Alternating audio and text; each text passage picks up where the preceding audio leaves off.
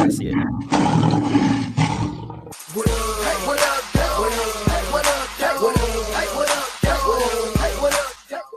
What up, though, Pride Nation? Welcome to Luke G's Field Review. Today we are talking about our Detroit Lions free agency frenzy. We got Mr. Derrick P on the mic with us. What up, though, Derrick P?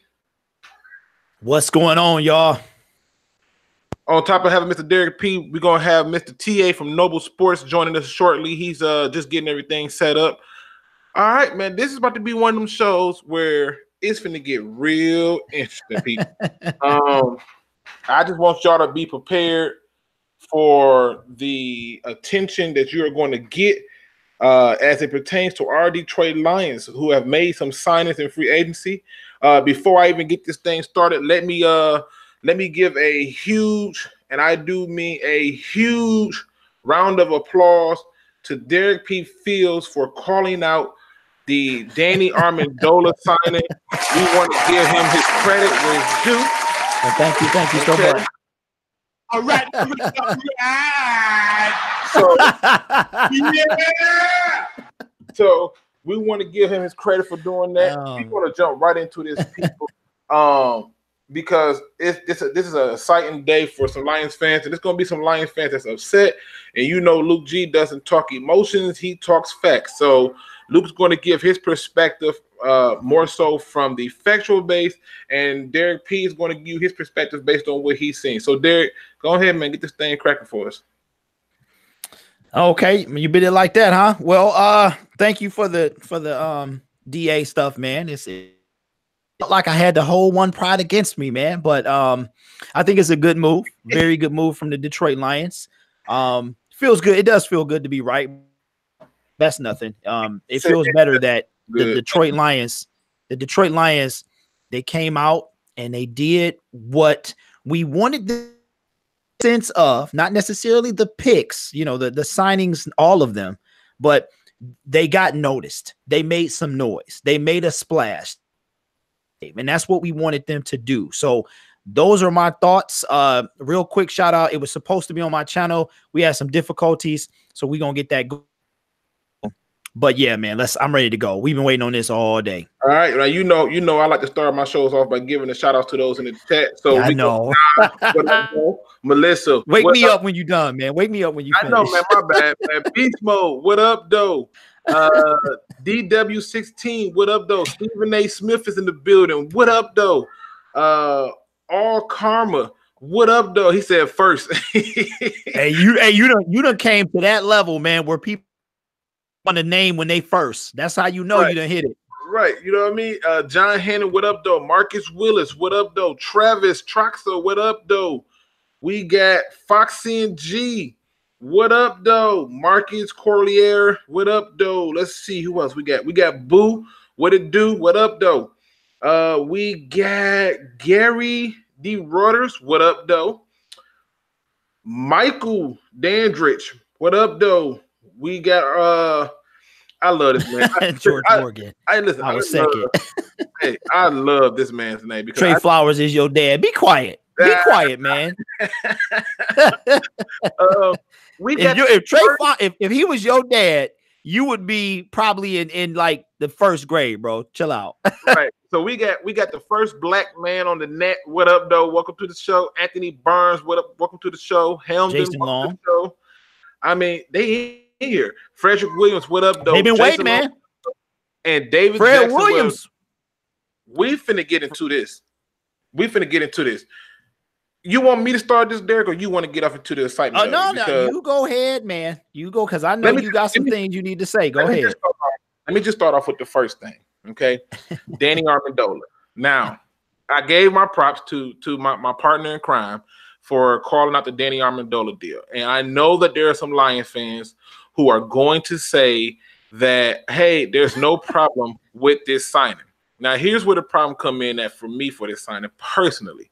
When I go through and I do my data check, his production has steadily gone down. His ability to create separation has steadily gone down. And where I had to try to figure out how does this signing make sense was to put everything in perspective. And to put it in perspective, we're going to pay this guy $5.75 million. And mind you, that's if he meets certain incentives. Okay. Right. And if he meet those incentives, then that will put him in line to have that 5.75.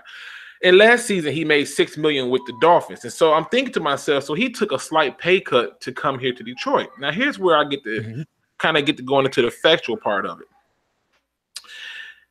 If you just look at his contract, this man has had his almost first full season last year where he played 15 games. Outside of that, he was hurt every year, literally hurt every year, multiple games, nonstop.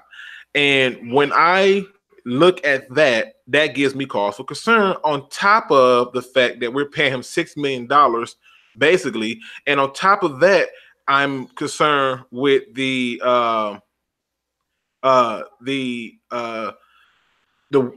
production loss. So for me, as I look at it, I'm seeing things that makes me say, well, what does this signing really do? And then it hit me. Here's where I get into the good of the signing. The good part of it is he's being brought in as a renter receiver. And the reason for that is because they want to make sure that they keep that cap open and friendly so they can essentially re-sign Kenny Galladay next season and still target receivers this year, knowing that they're going to have 5.7 coming off the books. Okay. And another thing that stands out is something that Beast Mode brings up, which is he's here pretty much to coach up the receivers. Now, I have no problem with that. I just wish that he just was a coach. That's just my personal opinion. But on the good side of it, the contract is small. In terms of the averages, he makes more money than Juju Smith-Schuster. He makes more money than Washington from the Steelers. He makes more money than Tyler Boyd. In fact, he's a little bit over the market value for a slot receiver. Nonetheless, what this does is give Matthew Stafford, or what it should do is give Matthew Stafford another option in the short game. What's your thoughts on the Derrick P? Because you called it. Those are it, man. That's it. I looked at was the money situation. Now I wasn't aware until you told me earlier that he was making more money than those. Danny's on his way out. Let's be real. He's been in the league for over, I think he came in with Matthew Stafford, looks like. And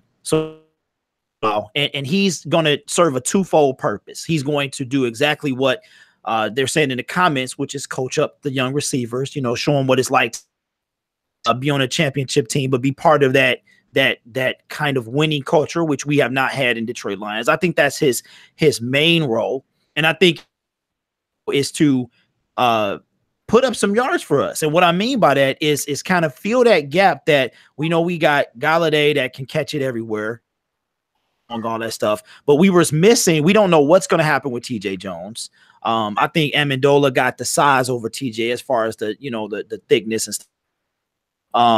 But I think that he's going to do exactly what we need him to do this year, which is fill a void and create that to create like the room for the future. And what I mean by that is while we're getting those future guys, we'll be able to get us a first down, get us a 3rd and 6 or 7. He'll be able to kind of fill in for Golden Tate.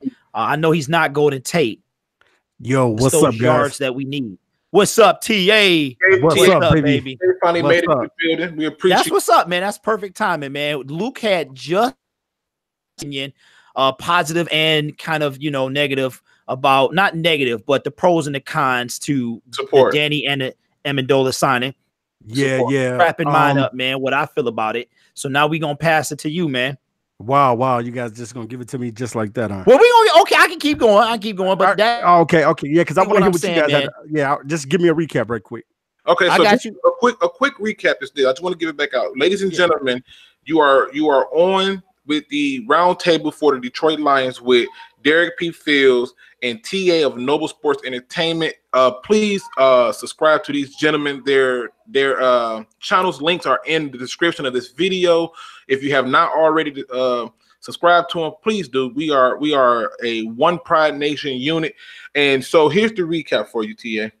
I gave my pros and cons in terms of the fact that Danny Amendola comes in making more money than some of the top slot receivers and some of the top receivers annually, such as Juju Smith-Schuster, Washington, Tyler Boyd, and the list goes on. And then what I did was I took it a step further by saying, okay, the cons of it is, you know, he has not stayed healthy, and his age is starting to play into him losing a step. And then there's another part of it that I left out. I meant to say was he's going to take snaps away from the development of Brandon Powell. So, you know, these are some of the things that I'm looking at in terms of pros and cons. But Derrick came in and said he liked the fact that the contract was cheap and that the contract did not really set the team back. And so I can understand that part of it too. And then you kicked in with yo. Hey, Luke, man, you mentioned Brandon Powell. Now we done seen this definitely. guy. Yeah, Brandon we done Powell, seen him though. But here's my thoughts, guys. If he's gonna take snaps away, how confident were the Detroit Lions in Brandon Powell? I mean, we seen him play. They wasn't really confident. They wasn't confident probably because he was a younger guy. That's my feelings. I mean, we know what he can do, but at the same time, they went out and signed a 33-year-old veteran, gave him 4.5, and you got somebody in-house that has taken snaps before. And you know what I'm saying? Right. So that's where we at, TA. So if you ready, man, what's your thoughts on the? Yeah, we just brought up Danny Amendola. We're going to touch on each free agency. Each free agent, but we just on Danny Amendola right now. Okay. Well, basically, fellas, you know what I'm saying? My take on Danny is this. You know, he is like you guys said, he is 33 years of age. What he brings to the table. The only thing that concerned me, you know, is his injury history. You know what I'm saying? That really concerned me. You know what I'm saying? Him being on and off the field.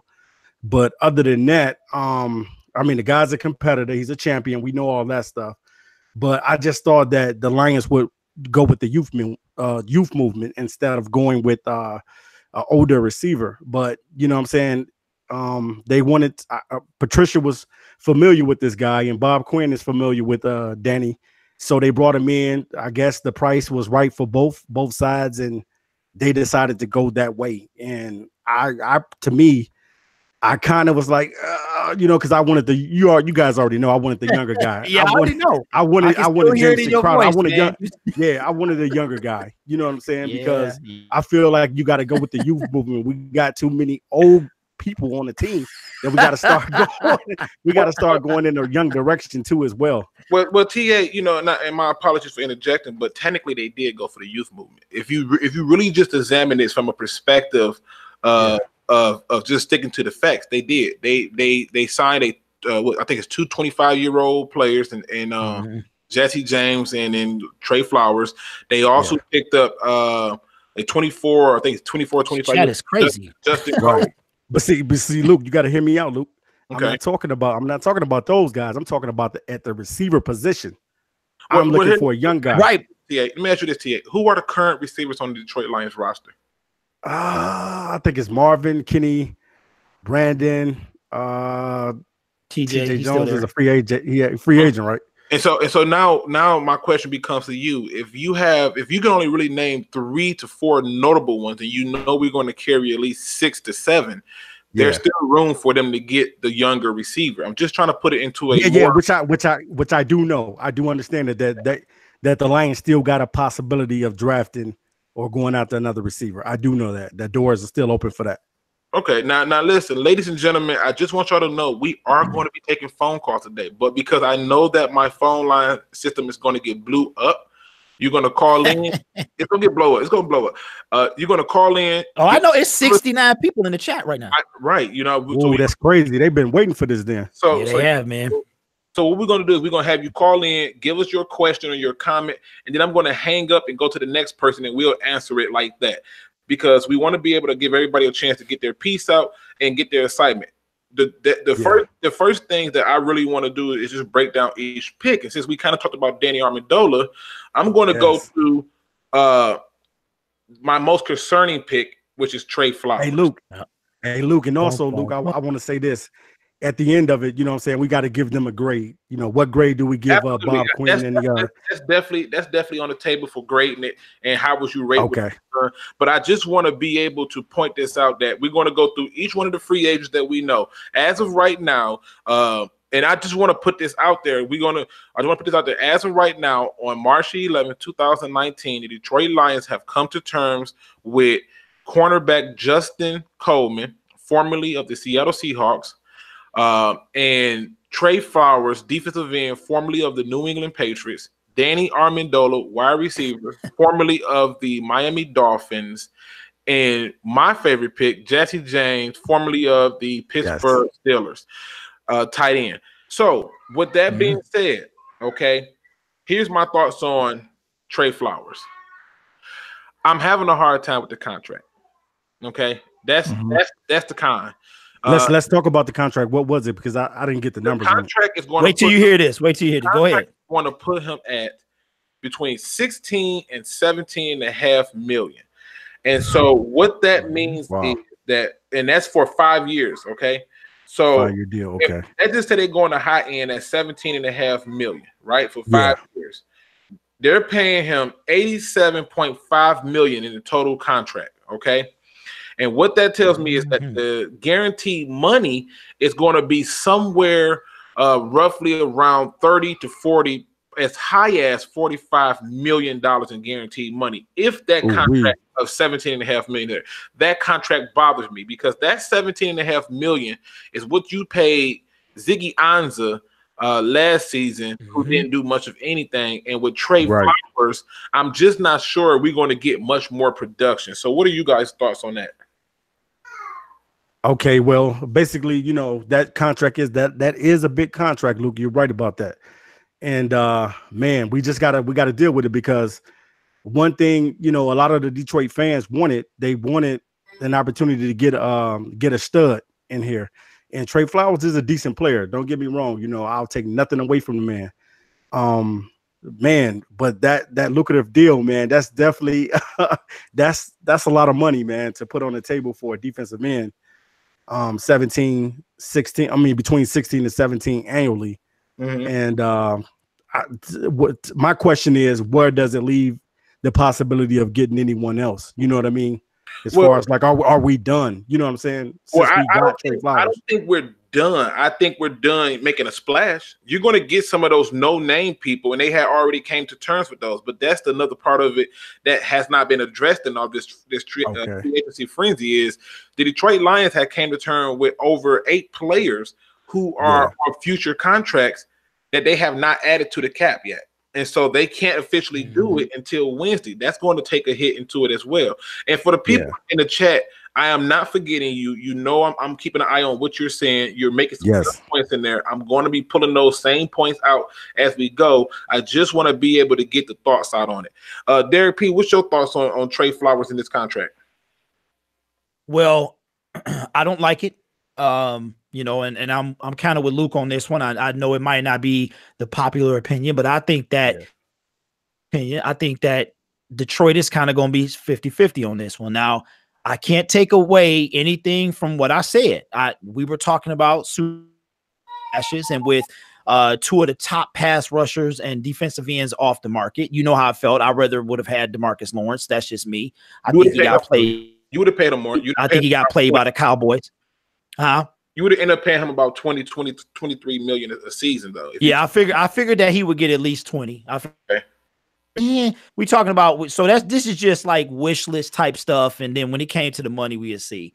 But I think that Trey was earlier, Luke, he was a benefactor of his situation. You got the pass rushers off the market, then all of a sudden, just like when AB gets taken off the board, up and okay, here's the new number one. Here's the new number one after that. So I think but I am not. I'm not sad and I'm not happy. I'm neutral. And that the Lions made some noise. Here's a question that I have for the chat, because I'm seeing some interesting points in the chat, and and you know, one of the ones I like come from Hater's House, where he says the money had to be spent somewhere. Might as well spend it on someone who is close to sporting as possible, aka. I ain't mad at you. I like that voice. I like that voice, man. I ain't mad at that. I like that one. Here's the thing. Here's the thing about it, though. Let's be honest. Can somebody please name me the last person who left New England and did something? I mean, yeah, but okay, all right. So let me get back to me real quick. I'm sacks, right? Okay. Now, how many sacks did Okara have this year? Romeo 7.5. Romeo, where is Romeo? Right. So what did they pay for here? As you said, it was in the comments, and the comments is blowing up too. By the way, it's crazy. My eyes can't even move that fast. But it's like, pay for did they play because they heard us? Did they hear the Detroit Nation like make some noise?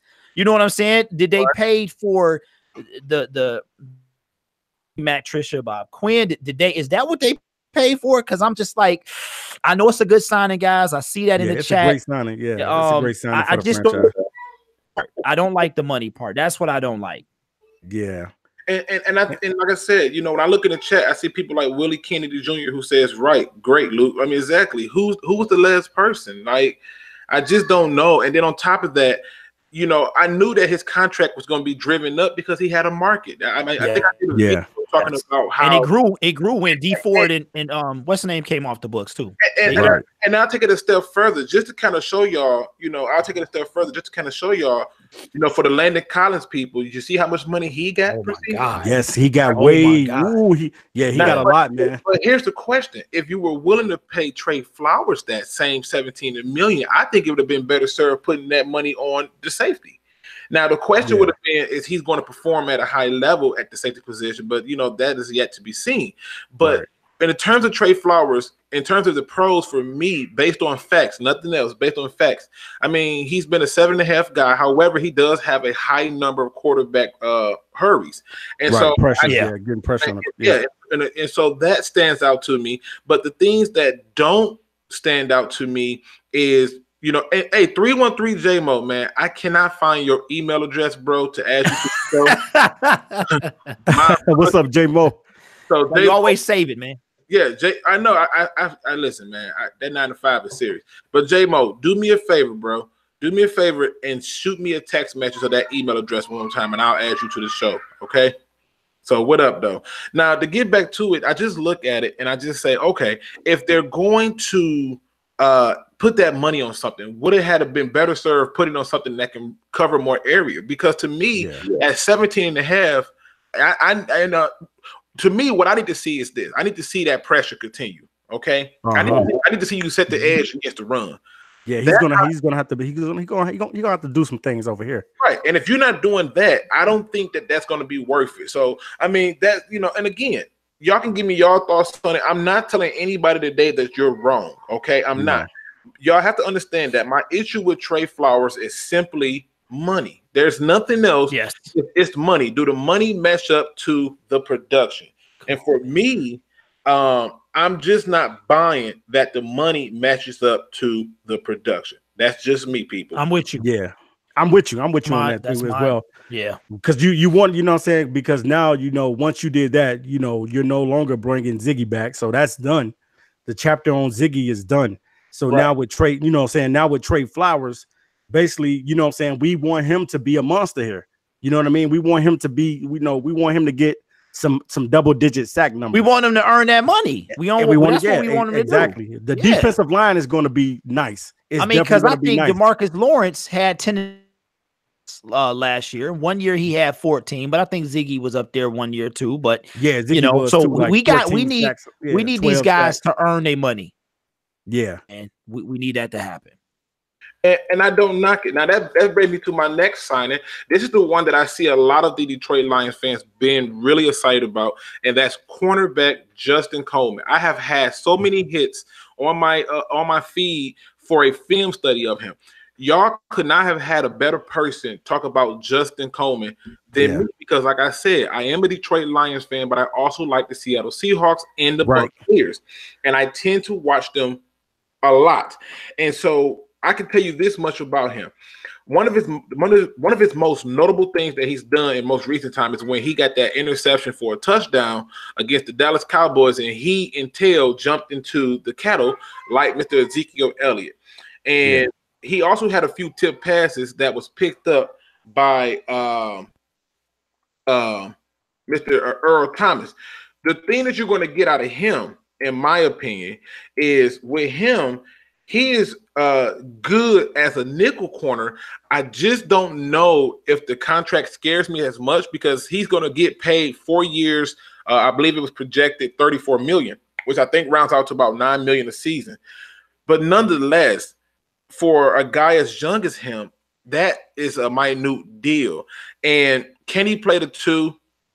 Somewhat, but he really is a nickel guy who is really good at pressing his receivers to the sideline.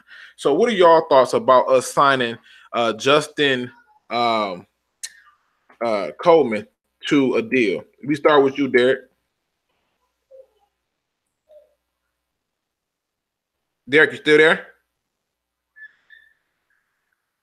What happened? Uh-oh, something happened?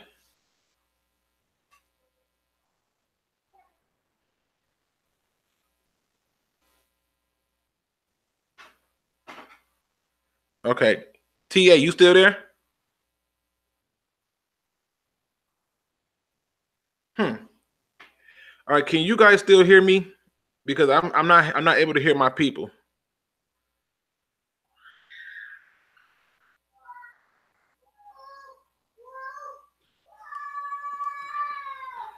If you guys can still hear me, let me know.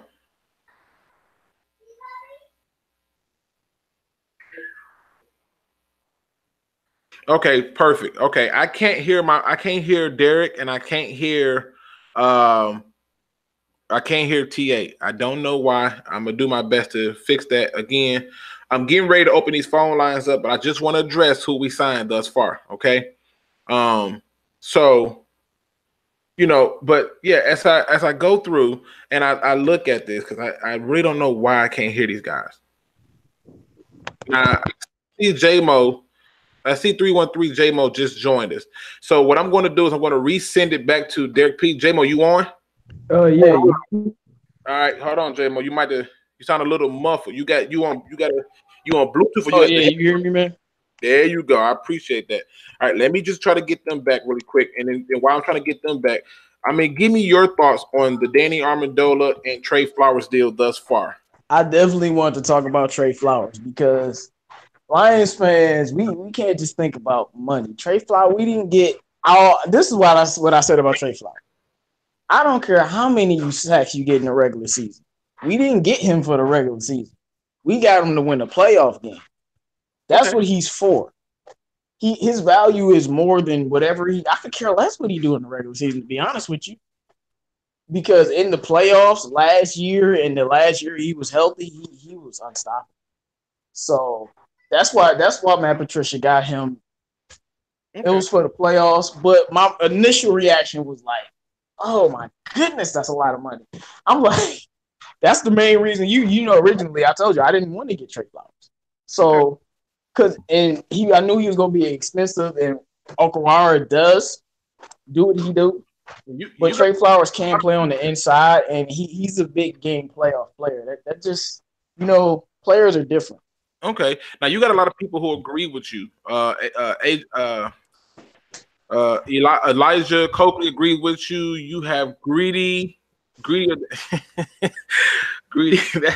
But Greedy of the Amazing agrees with you. A lot of people agree with you. Now, Derrick, I still can't hear you. I do not know what's going on with your volume. Yo. Okay, TA, that's you, right? Yeah, something was good. Yeah, I had some technical difficulties. All right, here. I got TA, Derrick. So, Derrick, I don't know if you can hear me, but we ain't going nowhere. We're going to be here for a minute. Now, here's my thing, people. Here's my thing. I do get what you're saying about him being more so for the playoffs. I have no problem with that. I really don't. But have you seen his numbers in the playoffs? We still talking about Justin Coleman? We talking about Trey Flowers because he wanted to address why Trey Flowers is here, and he said Trey Flowers is here for the playoffs, not the regular season, but the playoffs. So my question was, have you seen his playoff numbers and his I'm not looking at the number. I'm looking at what I see. Okay, so you go like, I mean that Chargers game, oh my goodness. And the Super Bowl, him and Dante Hightower was all over the place. Like, they pretty much shut and you know, when I look, like I said about his numbers, like they're the same as Uncle Lars, but in the playoffs, he steps it up a notch. Okay, so you can tell his impact on the field. I can tell you this much. You also have to understand that there's a mastermind behind that impact, and I'm not saying that you're wrong. I do not want you for any moment to say that that you're wrong. But the thing that I would tell you is this, okay? When I look at his regular season, okay, of last year, he played in 15 games, okay? And in those 15 games, he unmasked 20 quarterback hits, okay? And he got 7.5 sacks. So he's getting the quarterback, but he got 9 tackles for a loss. But in the playoffs of 2018, he had 6 quarterback hits, okay, 3 tackles for a loss, and 2 sacks. So the margin between the two are not so crazy, but I can kind of see what you're saying production-wise for the playoffs. So I'm not knocking that. Plus, he does bring versatility. What are your right? You got to add that, like playing only 3 games, getting those kind of stats. It's not bad. Right, that's what I'm saying. So what is your so TA was going to address the Coleman situation. So TA, what's your thoughts on Justin Coleman at cornerback? Okay, well, you know what I'm saying? Basically, I just put out a snippet video earlier today just talking about basically the you know what I'm saying, the Detroit Lions getting him. And I really didn't know too much about Justin Coleman. I'm not going to even kid you, like I know the guy and I've been watching film on him. So I wanted to go back and do some research on this guy, and I still got to do some research on him. Only thing I knew that he was a nickel corner, and that's the only thing I knew about him. But I didn't know anything, so I'm still kind of puzzled. So I kind of need you guys to fill me in on who this guy is. What up, Noble? Hey, what's up, J Mo? How you doing? Man? All right. Well, here's my thoughts on it. Well, hold on. I think we might be getting Derrick back. Derrick. Okay. Wait. Yes, sir. All right, welcome back, brother. Yeah, J Mo. Welcome to the round table too, J Mo. We appreciate you, bro. Right. And listen, just for the record, I just want to put this out there to the subscribers. Again, I am getting ready to open the phone lines up for you to ask any one of us or all of us a question, and then I'm going to hang up so we can get people in.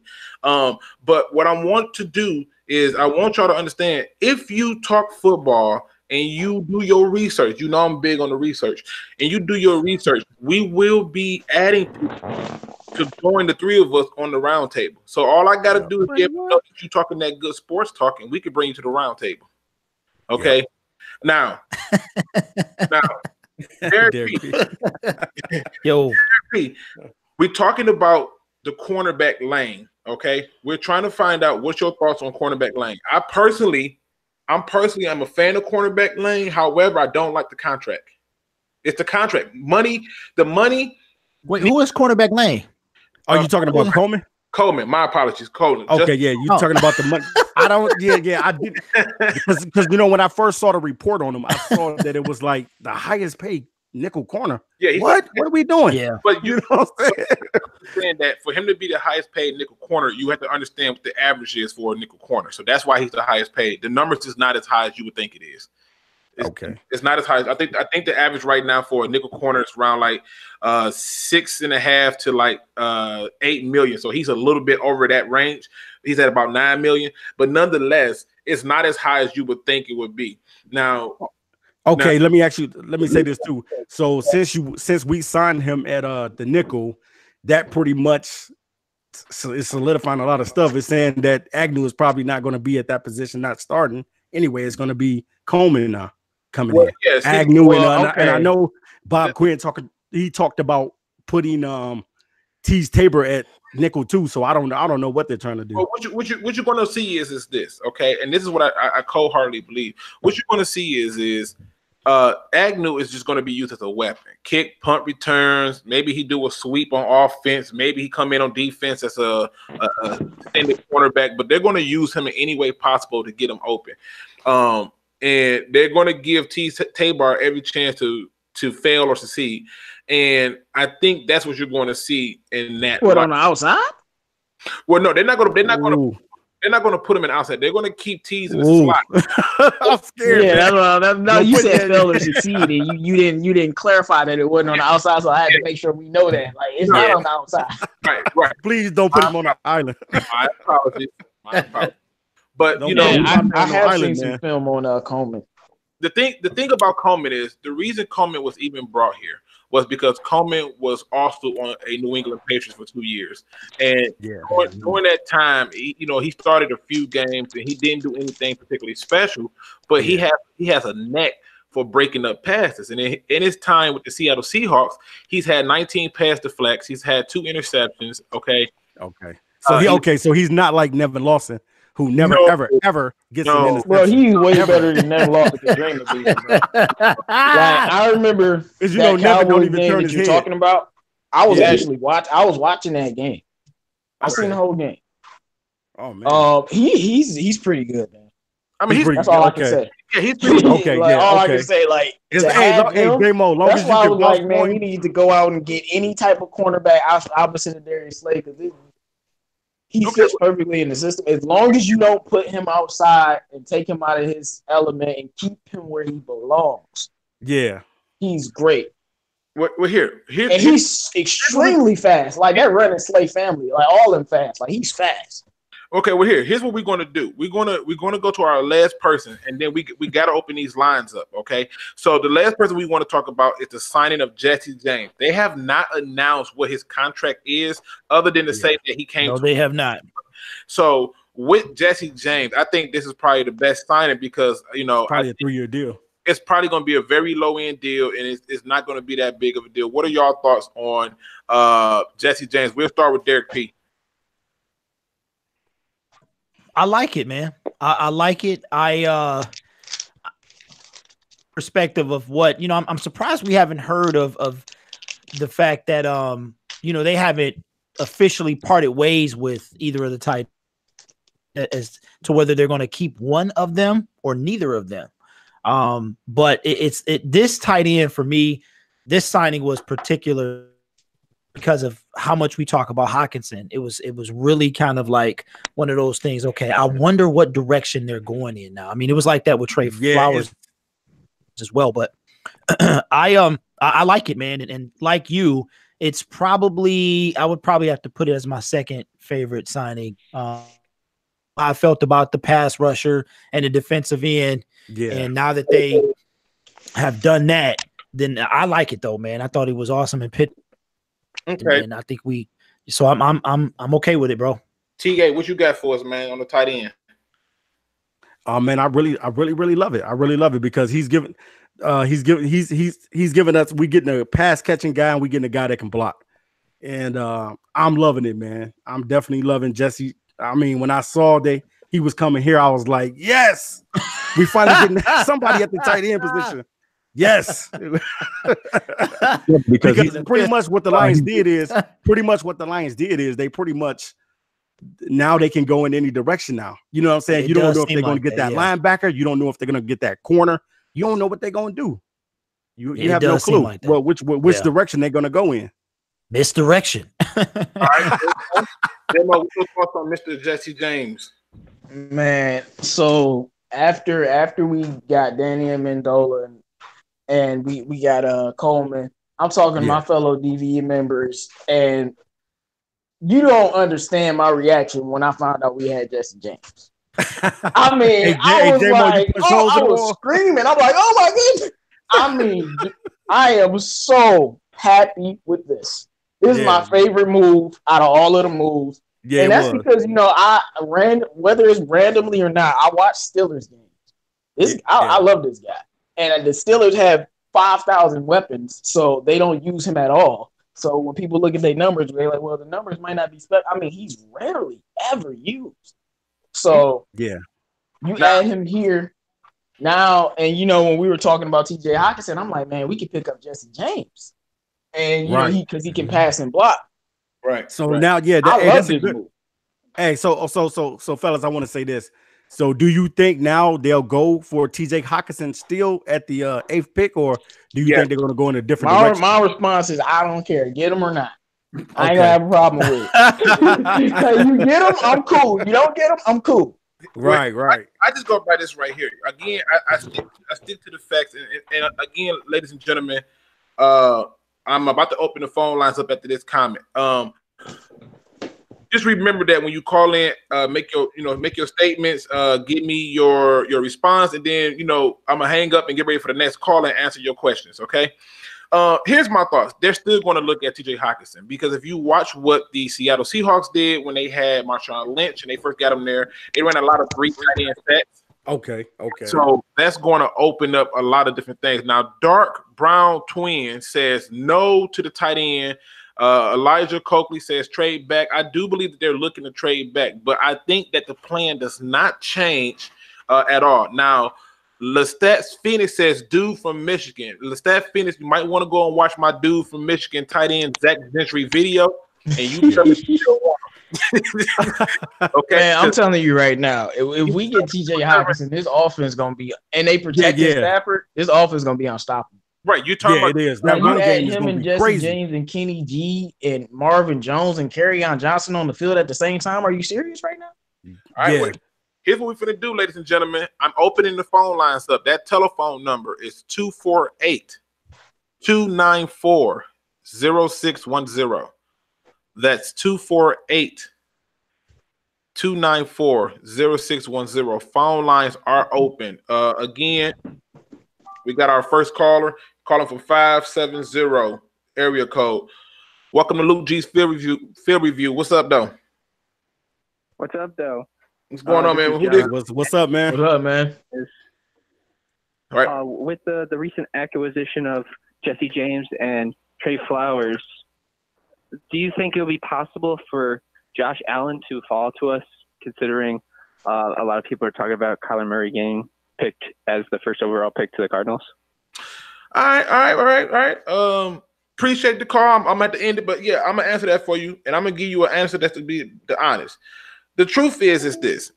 No, I believe that the Raiders are going to try to right their wrong of moving on from Khalil Mack by going at the Josh Allen. If Josh Allen slides to the Oakland Raiders at 4, they're not passing on him. He has to right that ship because they couldn't hit. They couldn't get a pass rush. They couldn't get no pass rush, and if they couldn't hit the ocean, if they threw a rock at it, it was so horrible. And I think that he's not going to make it to us at that spot. So I just don't see it. To piggyback off of that, as much as I would love Josh Allen, I even wanted us to trade up and take him. That's a genius move for the Raiders to get Josh Allen, honestly. Like, that would fix all of the problems. Like, that dude is the real deal in my opinion. So I don't think the Lions are in a position, even with the given free agent moves, to trade up and take a luxury pick like that. To me, that's a luxury pick to trade up and get. I believe at 8 you can sit fast and be good. Now I know Dark Brown Twin says Josh Allen at 8. I would be pumped for joy. We all would. I just don't think he's gonna fall that far. If he do, you're not gonna hear Luke G say a thing about it. So again, phone lines open. So we got a call coming in from 810. Welcome to Luke G's Field Review. What up, though? Who this?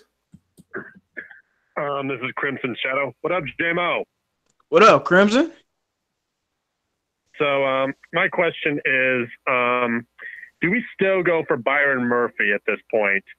Can you hear me? I can hear you. Okay.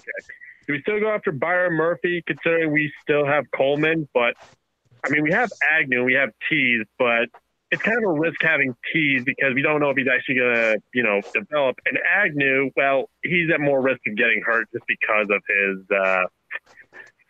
being able to play so many different positions. Right, the playmaking ability. I mean, in my opinion, and I appreciate the call because I said they coming in quick. In my opinion, I think at 8, Byron Murphy is now on the table. And the reason for that is is because I'm going to give y'all something that I've been saving for this show the entire time.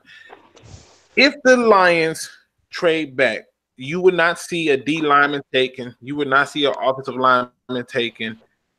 I believe that the Detroit Lions are going to take a safety if they trade back. You said a safety. Yep. Okay, well let me respond to that. If it's the safety from Washington, I'm gonna be dancing for joy. I mean, you talking about Taylor? What is that? I don't even know his name, but he's good. Taylor Rapp. But I think Taylor Rapp. I think he is they're going to go with that. So I do think, and again, I do think Crimson that the Byron Murphy is going to be at play at 8. I think what you're going to see with that is we still got a few more days of free agency, and we still got some trades that I've been keeping an eye on that I've been hearing Lions have been rumored to be entertaining. So those types of things definitely play into the thing. Now Melissa says that they need to take a look at Desir from formerly of the Colts, the cornerback. I don't know if they do. Byron Murphy will be Byron Murphy. Pierre Desir. Yeah. I don't know. That would be. I'm telling you, if they drafted him, that would be a great pick. Yeah, he can come right in day one and have an impact. Well, again, so and you can plug him right in to what Matt Patricia not miss the beat. Matt Patricia has made it very clear that he wants cornerbacks who can tackle. So anybody who says Greedy Williams, I'm sorry to tell you, but when he makes a statement that he needs on defense, he needs for all his players to know how to tackle. That don't fit the Greedy Williams standard. Now, again, phone lines are open. These phone lines, if the phone call does not come through, it's because these calls are coming in quick, and the system that I have is terrible. I am working on upgrading that. I have to make those changes as the phones come available to me. But the phone lines are open. Telephone number is 248-294-0610. Again, that's 248-294-0610. Now, Derrick, let me ask you a question. If you're sitting there at 8 and you're stuck there and you can't trade out, who is your pick for that 8th pick?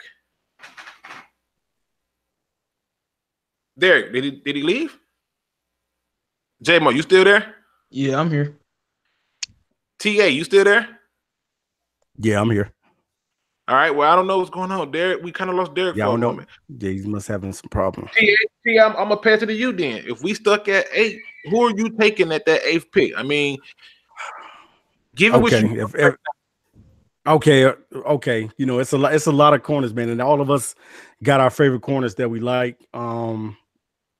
And we got linebackers that we could possibly go. I'm either going corner or linebacker. You know what I mean? I'm definitely to me, one of my favorite guys at corner is Baker. I do like Baker. You know what I'm saying? And I like Murphy. Byron Murphy is nice too as well. Greedy Williams, he got the speed, but I just don't think he can cover anybody.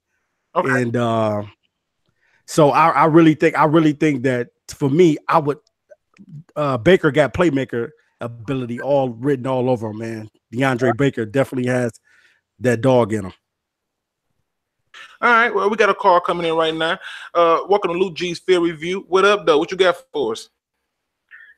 What up, though, man? This is Michael Dance, man. Hey, what's going on, man?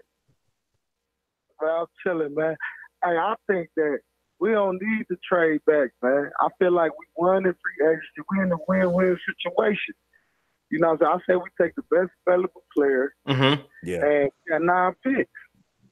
So let me ask you this. Let me ask you this really quick before I let you go, because he gives me a hard time and I enjoy every bit of it.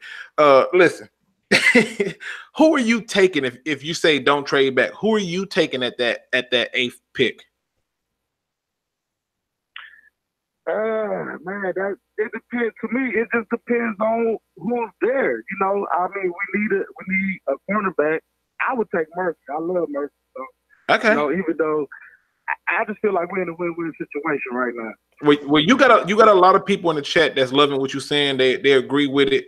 So again, I appreciate the call. What I'm gonna do is I'm gonna, I got these other calls coming in, but man, please do call back. I already know this show's going. I would. Honestly, if you really asked me who I would take at 8, if this was me, I'm taking Khalil Hyde. Listen, because hey, J-Mo, you because moving look, Khalil this is the round? thing. Byron Murphy, he's a stud. I want him. I don't have any problem. But if we I feel like Khalil Hodge is like a player that has to be on our team because he's just too good to not have on your team. Byron Murphy is a great corner, and y'all know how much I love him. But you put him in that linebacking core, I think he might be able to have more of an impact. I definitely love me some Khalil Hodge. I like Khalil Hodge as well. I mean, and nobody would think to take him at 8, but I'm hearing like he's like a low end first round pick now. I mean, man, corner is hard to learn. He could get torched a couple games and lose confidence. But Khalil Hodge, all you got to do is play in your role, and it's so easy. Now, let me chime in on that right quick, Luke G. I want to point this out though. I'm seeing a lot of people who are saying that Khalil Hodge is a good pick. He could be had in the second round. Can be a bit of a reach. The goal of the draft, ladies and gentlemen, is to get the pick right. I don't care where you take them. Get it right. If people could have took people could have took Rob Gronkowski at 1, knowing where he was going to be, they would have. If people could have took Tony Gonzalez or Antonio Brown, they would have took those people, but they didn't know. So I do get that you can get them later. But, and then I'm seeing a lot of people say Montez Sweat. I'm going to ask this question because I want somebody to, to challenge me on it. For all the people who want Montez Sweat, can y'all please tell me what signature game he had that made you look at him and say he good? What was that game? What was the game that Montez Sweat played in that made you look at it and say, oh, man, he good? Anybody. Okay? Because I promise you, crickets. He's another one of the media people, bro. It's like the media gassed him up, gassing up Rashawn Gary, gassing up Green. Y'all gassing up some of the 3 worst players out of the top players. Right. Derrick, you back? Yeah, man. Man. Duty calls. He got the straight line speed, man. I had the David Copperfield, man. You know how it is. Right. So Derrick, listen. I'm reading a comment from Dark Brown Twin who says none, laughing out loud because there is none. You're not. Man. Please direct Luke G. I'm telling y'all, when Luke G tell y'all he does film study, he really sits up here for this thing, YouTube, and watches film. I'm not skipping a minute of it. I'm watching it. I'm in it deep. You hear me? And I'm telling you, there was no game that he was good in. Even when I go to his last game, and I think it was the Cotton Bowl. What was the Outback Bowl? I'm sorry. Cotton Bowl. No, he went to the Cotton Bowl when he was at Michigan State. Right, but I'm talking about that last bowl he just had. You tell me that last game. Show me where he jumped off the screen. Where was he at? And to me, I think there's this media push for Montez Sweat. Now, I'm going to throw this back to Derrick P because he kind of had to step out for a minute. Derrick P, please tell me. Talk to me, brother. You see what we did with the We see what because I know he just does not. He ain't feeling Sweat, man. I know that. Man, listen, Sweat reminds me of Vernon Ghosted. Now, if you want to waste your time and energy, then go and get Vernon Ghosted again. I'm sure he'll take a paycheck for nothing, too. That's how I feel about it. Okay, hey man, you know what I told somebody on my live stream? I was like, Sweat is perfect if you can run in a straight line. Like, come on. If football was a play where you had a wall that made y'all run directly straight, he'd be great, especially if but y'all was having a race or something. So listen, I got Melissa says, watch the Senior Bowl and read the coaches. They said Sweat was a man amongst children. Yeah, them coaches are gonna say all that because you know what that's called? It's called strategic placement. And if I can get those other coaches to buy into the hype of this player, my guy can fall to me. Okay. Well, you know what? It's a few of the Lions guys like him too, man. I don't know. Yeah, it's a few. No, but Bob, I'm gonna tell you something. Bob Quinn and Matt Patricia not stupid. Yeah, they're not stupid, but it's a few. They would never take Montez Sweat. I'll put my career on that right now. We not getting Montez Sweat. I'm telling you right now. Yeah, well, you know what? I think that what they're doing, man, and I don't hate to say it, but I can't believe it because I feel like I done made the Kool-Aid again, man. Like I'm the one that be talking about don't drink the Kool-Aid. And I feel like now, man, I don't glass of this cup because I think what this free agency did is it really kind of shook up the draft boat, man. Like Bob Quinn, I think that this is his year. Like this is his year that he got to prove something to not only the Detroit Lions fans, but the organization as well. And he just all these smoke screens, and he go out and get Trey Flowers and all these other guys. And now the draft is a little over a month away. And I think he a lot of people off guard. And I'm feeling like it's a possibility more now than before that they could indeed trade back. That's what I'm feeling like. Well, Will Dirk says, I know they're looking for a linebacker now in the first round. So again, it could be anyone, but Will Dirk says, it could be anyone. Will Dirk I hope says, it's Khalil Hodge. Will Dirk says, I am subscribed to all three of you guys. What do you guys think about the tight end now at 8? And since they took Jesse James, he's still on the table. He's still on the table. I don't got no problems. He's still on the table. You got to understand, they're going to still run a 3 tight end set. Okay? Right. They're going to do that. So I don't think he comes off the table because of anything like that. Now, again, phone lines are open. I know they jumbled up and maybe showing some busy signals because they coming in. That phone number is 248-294-0610. That's 248-294-0610. I mean, and let's be honest about this, people. Let's be honest about this.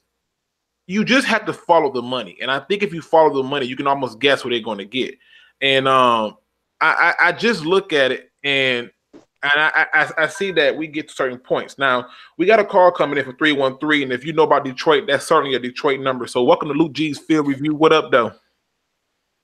What's the deal? This Athletic UI. Man, you listen. Wait. Boy, you sound like Barry White, boy. That voice was like, hey, man. Listen, is it just me, or do he sound like the voice guy who played the devil on all the cartoons? You know how No. You talking about like Vincent Price or something? Yeah, man. We need to get Hey, what you got for me, brother? What you got? Okay. Man, this is my question. As far as how the free agency went, we have picked up who we picked up. Now, I feel like it's a possibility we might draft the offensive lineman At 8? Man, that could happen. 8 or in the first round. I believe we're gonna be running a 2 tight end set. Okay. Based off Darrell Bevel's offense, the way how he ran it. Okay. And then we just lost. I ain't gonna say we just lost, but we released TJ Lane, so we need somebody that's still in that spot. I'm not sure if Terrell Crosby is he gonna be ready for that. You know what I'm saying? For that next step. So it's like that's what I believe. All right. Well, listen. That could happen. That could happen. You're gonna address it, man. I appreciate the phone call. You definitely got to call back, man. I might got a sister I need to introduce you to. That'll get it done, brother. Hit it. Here's the truth. I can see a possibility of a lineman being taken at 8, but I think that you got to put it into percentages to understand what's the level of. For me, the percentage of us taking an offensive lineman at 8, I'm going to put at about 15%. And the reason I say that is because there is some depth, and this is what Quinn said. Quinn said there's depth at receiver, tight end, D-line, and offensive lineman. And what that tells me is he's going to look into those later rounds to pick up that offensive lineman. And it's going to probably be a guy from a small school, like from a MAC school or something like that. But I do believe that there's a good chance that they can go O-lineman in that first round. I just don't see it happening, you know. But I hope. Hey, not. what about that? I wouldn't put it past Bob Quinn to do that though. No, I wouldn't either. I mean, like I said, you know how the Lions get down. As The I Lions say, really man. draft the offensive lineman. No, but I'm just saying Bob Quinn is not playing about protecting Matthew Stack. You cannot get sacked 10 times. It's about time. It took him 3 years. You know, it's his 3rd year. Man, you can't get sacked 10 times in the game. That's ridiculous. 10 times. That's crazy. Now we got another. And then he got sacked 7 times the next week, bro. Like, come on. Next week. Now we got a call coming in from 248. Let's listen to what we got going on. Welcome to Luke G's Field Review. What up, doing? Who this? That's crazy. Hey, you got to turn that down. You got to turn that down the back. We can't. Travis Trox, what's up, baby? How about now? All right, that's perfect. What's going on, man? What you got for us? I want to talk about what do you call it? That 8th pick. Okay, let's talk about that 8th pick. What you got? Okay, we did go ahead and sign Jesse James. Now, Okay. if we go ahead and solidify this this tight end position, and we go get T.J. Hawkinson, you know, we only paying him about $3.5 million, maybe even 3.6. Right, based on that first round pick in that position, right? Yeah. Yep. And then even you want to move up and say go get a like you said Tyler Rapp or even a Khalil Hodge. They only getting paid 3.6. But in order to solidify a tight end position. So what you saying is for you at 8, you're still taking that tight end just to solidify that tight end position because you figure, okay, we'll have the rookie tight end of TJ Hawkinson and Jesse James for years to come. For years to come. Okay, I'm with you. That sounds good. I do want to say one thing though about what Derrick said about trading back. If we trade back, I don't think Fant is off the board. No, I don't. I don't think Fant. Because now we have a tight end that can block, and if we trade back and Hawkinson got picked, I can see us taking Noah Fant. Well, I can tell you this much. I think, and again, hey Travis, I appreciate the call, man. These calls are coming in, so I got to let you go. But I think Fant. I don't think Fant get past the. I don't think Fant get past the Packers at 12. Now, just some breaking news. Packers are looking for a tight end too. Just some breaking news. It's just been reported that Anthony Barr has signed with the New York Jets. Okay. Wow. And I always felt that the Anthony Barr talk didn't make sense because he's been in a 4-3 and then switched over from the 4-3 into a 3. It just didn't make sense. I didn't even want him that much. Yeah, it's cool. He's injury prone. Khalil Hodge, man. Khalil Hodge. Yeah, man. Get Khalil Hodge. Khalil Hodge, bro. Let's not even talk about Anthony. Let's move on. Let me tag on some of the more notable news that just happened in the most recent time. The Tennessee Titans just signed wide receiver Adam Humphries to a 4-year deal. Yep. Okay. And then you got the Chiefs add Tyrann Matthew to their. Oh yeah, I saw that, man. Yeah, they trying to solidify that safety. Them 2 safeties back there.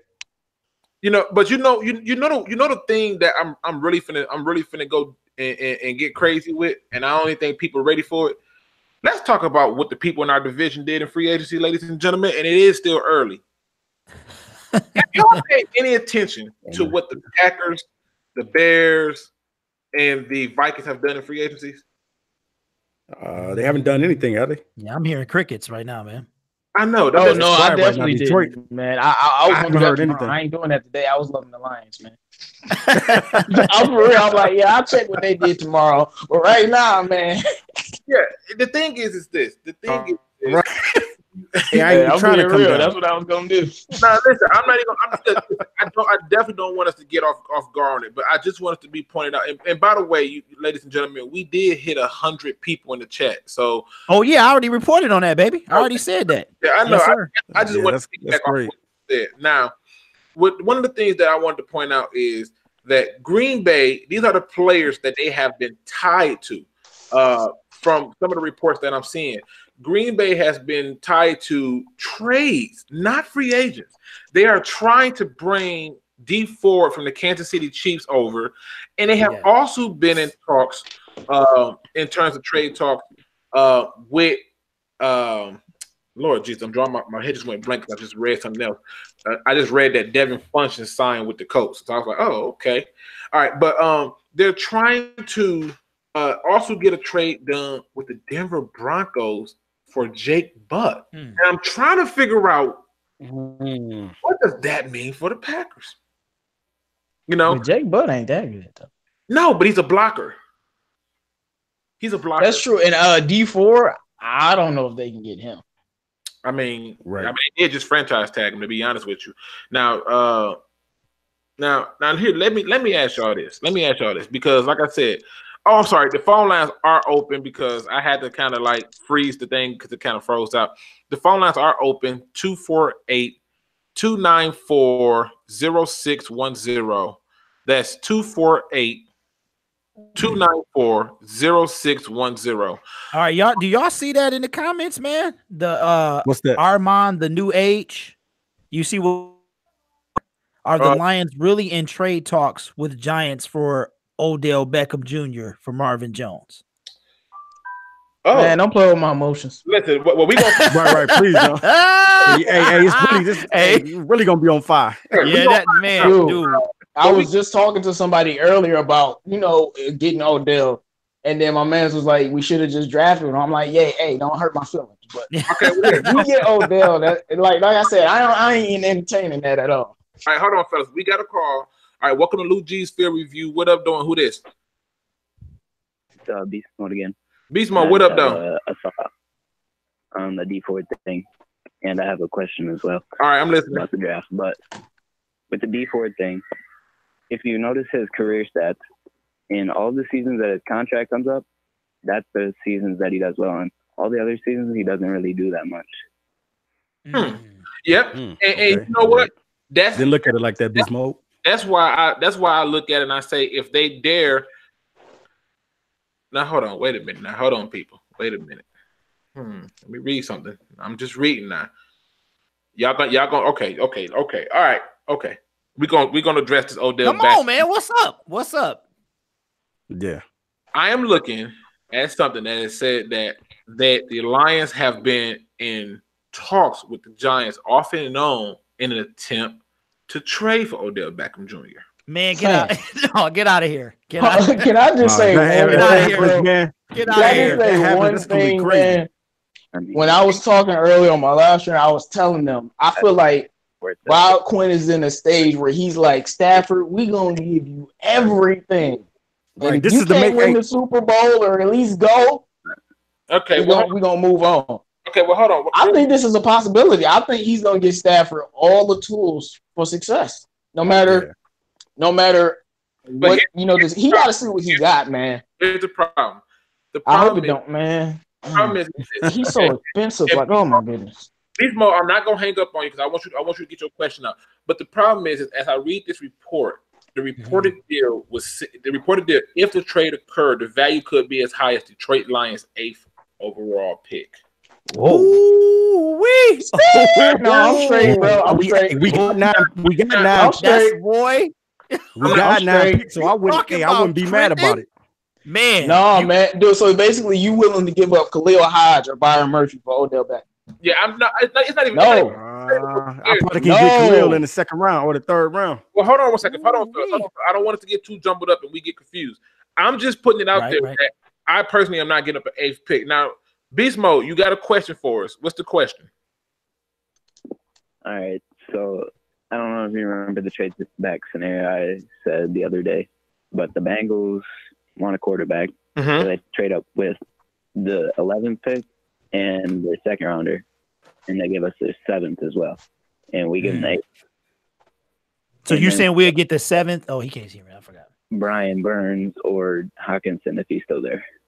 Right. So the only problem I have with that, Beast Mode, is like I told you, the question becomes if we move back that with the Bengals, I believe the Bengals pick. It's pick 11. 11. And I told you if that's the case, I'm fine with that because at that point, in order for somebody to take TJ Hawkinson or Noah Fant, they got to jump ahead of us. So I don't see that. I don't see that happening. But again, now I just don't know if that would be the case. So again, I appreciate the call, Beast Mode, man. You know it's always a pleasure when you call. But I got other people calling in. But yeah, I don't see us taking that move. What do you guys think? Do you see us making that trade with the Bengals where they would take our 8th pick, we lose 3 spots and move down to the 11th spot, but we also pick up like maybe say a 3rd and the 7th? That don't sound bad. It don't sound bad. I can't give trading back past the Lions, but something just telling me they not gonna move from 8th. Yeah. So you're saying that'll give up additional picks. So we'll go up from 9 to 11. Right. It would give us additional picks. Now we got another call coming in. Welcome to Lou G. I can see it. What up, though? Who this? What up? It's Shadow again. Shadow, okay. You're killing me with the goddamn OBJ thing. Now I keep seeing Clay Matthews on the table. Am I the only one who thinks that I can't see OBJ just because of goddamn? But it wouldn't make sense to me just because it doesn't work with me in like Bob Quinn. That doesn't make any sense to me because Bob Quinn is the type of guy who likes somebody that isn't, a head case like OBJ is. Right. Don't get me wrong. He's damn good, but you can't control the guy. The guy wants all the money. He's kind of guy Antonio Brown in a way. And he is a head case at times. You're right. Right. You don't want that player that's going to be a cancer in the locker room. I feel he can't. I don't think he can hear you, TA. Right. Hold on. Yeah.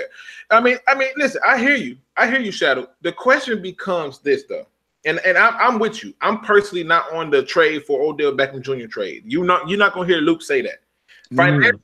Financially, it don't make sense. And team chemistry wise, it don't make sense. And then on top of that, I just don't see how bringing him in is going to do anything different. Matthew Stafford has shown that he can work with the weapons he has.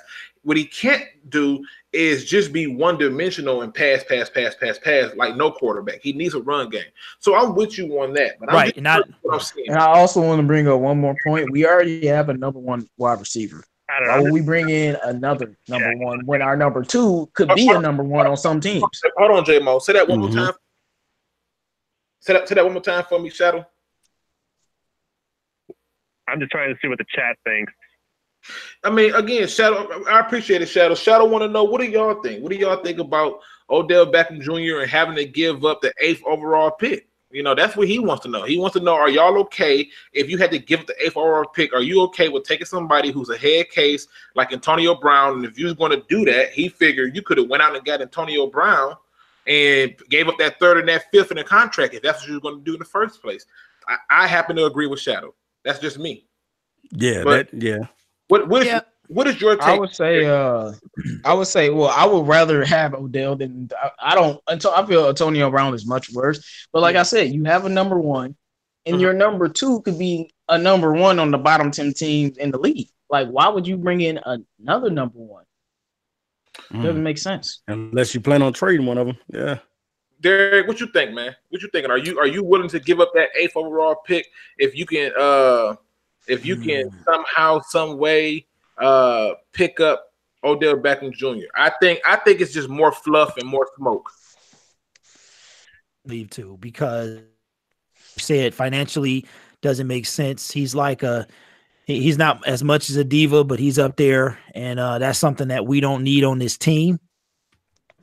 I just don't think it. I don't think it's gonna happen. I don't know where this stuff comes from though. Like, where does it come from? But I wanted to say something, y'all. We've not talked about money. What y'all think? Did y'all address like the running back situation? As I was just about to say that. About that? No, we haven't spent any money on the running back situation. That's true.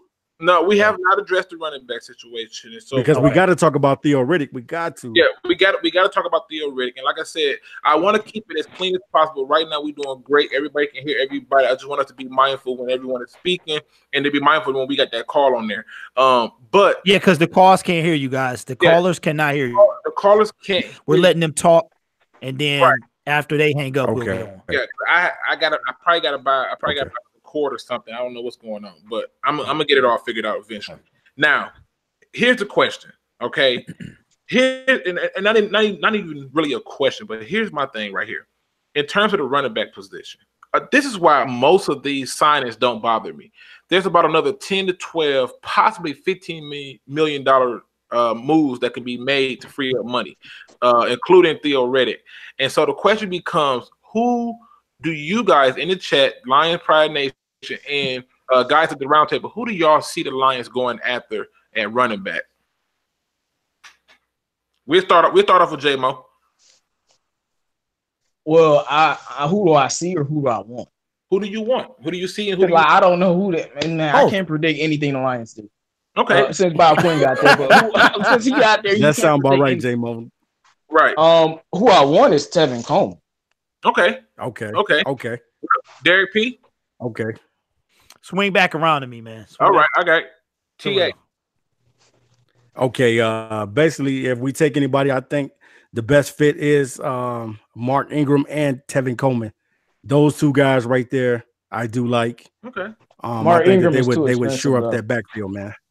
Okay. Mark You think Ingram's gonna? He's not gonna give us a hometown discount? No way. No. That's why the He's Saints are not. getting rid He's of him. not. Otherwise, they would keep him. I mean, You're right. not gonna do that. And Mark Ingram already. I've said it many times before that Mark Ingram has made it very clear he wants to be paid because this is going to be his last payday. Okay. He knows he's 29. So he won't be. Yeah, he's not gonna be a Saint anymore. Then he's gonna end up being a Raider or to these other teams that got money like the Jets and stuff like that. Yeah, that's why I said Tevin Coleman.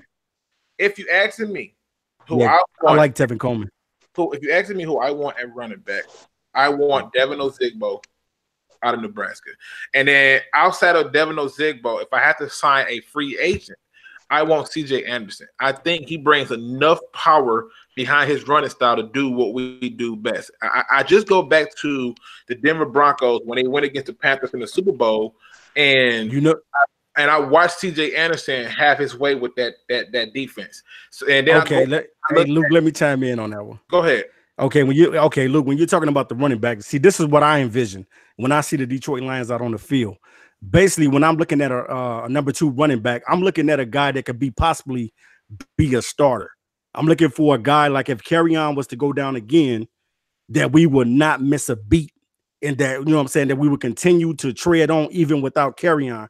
We'll still have somebody that has that number 1 type of ability. You know what I mean? Right. So when I'm looking for a running back, I'm looking for somebody that's going to be able to keep the boat moving, keep the rudders spinning on the boat. And I definitely think that that's what the Lions need to do. I don't think that we need to continue to basically have Theo Riddick on, because I think we need fresh legs in the backfield. Well, I think we need fresh legs back there. And I feel like we don't necessarily have to get a power back. Now listen, hold on. Right. Wait a minute. Nicholas Aaron says, "Whoa, Luke, I see Blunt 2.0 with CJ." And Top Dog said, "No, to CJ Anderson there." Top Dog said, "No, CJ for sure." Blunt ran out of gas, man. Okay, here's the difference between Blunt and CJ, in my opinion. When you watch CJ do something similar to Kerryon Johnson, and that is he gets in and out of his cuts and he make a decision and he go. And when you look at that part of his game, that's it. In the case of LeGarrette Blount waited to get to Motor City and decided that he's going to. He tried to be Kerryon Johnson, bro. I'm like, why you trying to be balanced, bro? He tried to be Le'Veon Bell. That's right. He put your head down. That's why he was so good on the goal line, because he had one choice but to go to the goal line. Exactly. Here's the thing. When we're talking about LeGarrette Blount, that I wanted to address with LeGarrette Blount is this. We're talking about LeGarrette Blount. LeGarrette Blount felt the pressure of Kerryon Johnson because he knew that if I don't show my stuff and show that I got a little bit more versatility to my game, I'm pretty much done in this league. I'm gonna be a backup forever and then not this league. So he started doing all that juking and stuff. In the case of CJ Anderson, and he's stupid because if he just played his role, you'd probably be here still. Right, exactly. Right. And exactly. Boo in the chat, man. Boo in the chats. He said a bus with 3 flats. No, man. See, I know what you're about to say, Luke. CJ Anderson gonna play his game. He's not gonna do none of that fancy stuff. No, because he knows what he's good at. Like Todd Gurley was doing all that stuff. CJ didn't care. That's my point. CJ Anderson is doing all that extra stuff when he runs the ball. He just. So how much do you think it's gonna take? How much do you think it's gonna take for what we got left and what we possibly can? CJ Anderson is not gonna be expensive at all. From the salary cap that we got, CJ Anderson would be another one of those renter players. So he's going to come cheap at about $4 to $5 million for that one season, and that'll put us in Crimson Shadow. Makes a very good point. Even if we don't get a running back, I'm fine with Zach Zenner. Zach Zenner is a free agent, but they'll try to. They plan on re-signing him. And somebody Top Dog they're going to re-sign Zenner. I hope that they do. I'm a big fan of Zach Zenner, man. We need to keep him. Zenner, he did well, man. I gotta admit that he did well. I just don't like him at the number 2. I'm sorry, guys. I don't. Zenner could be a number 3, but man, Zenner got I'm telling you, he know how to put his head down and but he don't. yards. Hey, J-Mo, the only thing about Zenner is he don't have that breakaway speed. I'm looking for a guy that can hit the home run sometimes. Yeah, but you don't need breakaway speed if you getting 4 yards. Y'all think Kerryon Johnson got breakaway speed? Yeah. He don't. No, he don't, because he was getting caught all the time. Yes, he got caught. When he was in Miami and he bust that long run, he got caught from behind. Yeah, he got caught. That should have been a touchdown. But no, man, there's different levels to breakaway speed. But hold on, he definitely has breakaway speed. Wait a minute. Everybody, just hold up, because I want us to be able to all hear each other, right? And one of the things that I want to point out is this: there is different levels to breakaway speed. However, Kerryon Johnson is very similar to Barry Sanders in the fashion that in that first 20 yards, it's all bad for you. Okay. Mm-hmm. But what TA is saying is he want that person that when you giving chase, you just want to lose your will to run because you know you're not catching him. You remember how Michael Vick when Michael Vick would take off, would be like, you know what, it ain't even worth it. Or when Tyreek Hill right now take off, they like, you got it. It's I'm like, he's gone, dog. That brings me to Jamal Agnew. That's why I wanted to use him on offense. Well, they're gonna I've always said that, J-Mo. So I was like, I don't care if they put him as a third running back. Let's see what he can do. He's just too fast. I feel like he should be our Tyreek Hill, but we don't even want to give him a chance to be that. Now, Michael Dandridge, he should be. I agree with you on that, J-Mo.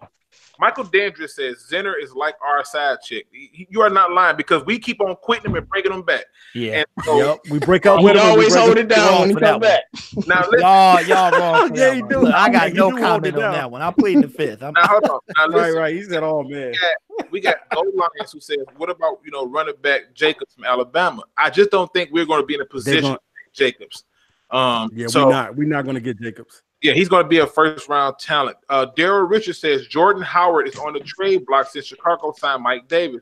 Can you get Howard for a third or a fourth? I don't think they would be willing to do it that low with him being in a division. I think they're going to ask for a little bit more with him being in a division, but I can most certainly see Jordan Howard going for a fourth-round pick. We got Hamden, who says if Barry Sanders had a gap behind you, it wasn't going to be good. You ain't lying about that.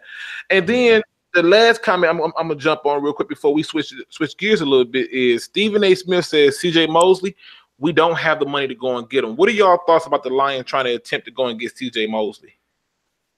No, they don't got the money. I wanted.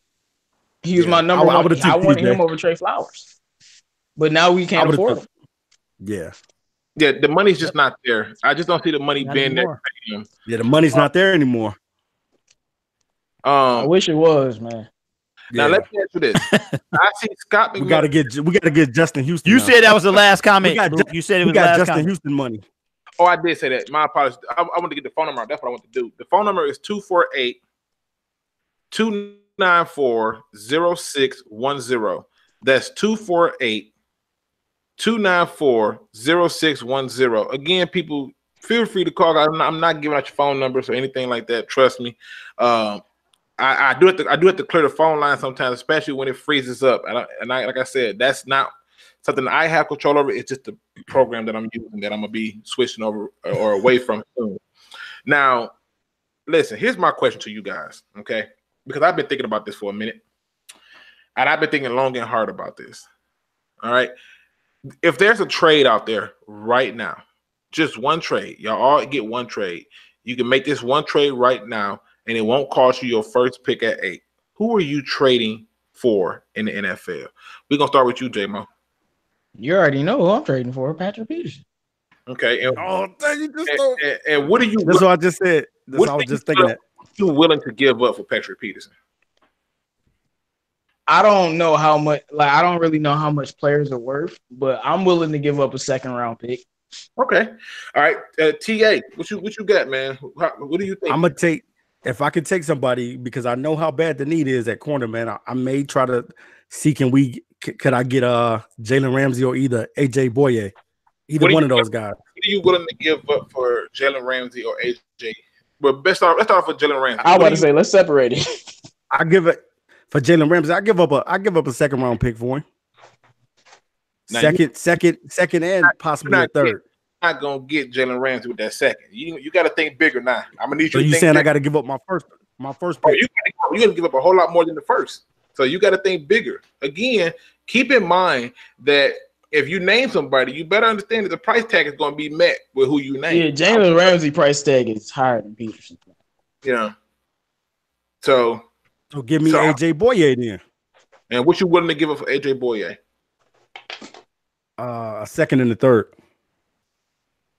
Now you know what, Top Dog make a very good point out here, but I think Top Dog probably ain't understanding the concept of this thing for money. But he says, so, yo, why Justin Houston ain't getting no love? Because Justin Houston is getting older, and you can see him losing a step.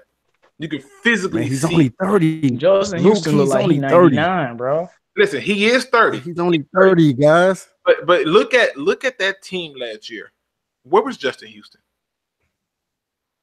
He played 12 games and had nine and a half sacks. Exactly, but that's because he was playing next to Christian. Well, hey, I was about to say I watched all the Ravens games with Lamar Jackson. He was not an impact out there. He's losing a little bit of a step, and I think that's why you're seeing some of the things that you're seeing when it comes to him.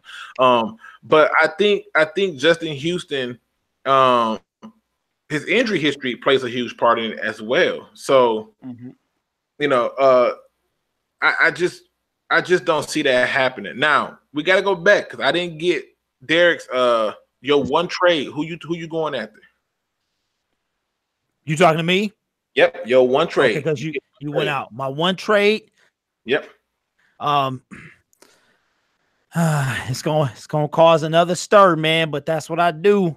I'm giving up. This is like super unrealistic, man. I'm giving up two guys for Kareem Hunt. I'm just saying. I don't know who them two guys will be. I don't even think that's possible. The reason I said why? that. I'm gonna tell you why. We doing hypothetical off the wall. Yeah, but you gotta be realistic, though. I didn't know he was being realistic. I didn't know that was the category. I thought he said any. I thought this was a fantasy moment. My bad. I'm saying is FanDuel or something. You got it. I'm sorry. If you was listening, you would have noticed that when TA said Jalen Ramsey. Hey, you going in and out, bro. You going? Everybody going. Hold on. I know. Hold on. My bad. All right. Is that better? No, it's probably my connection or something. I don't know. Okay.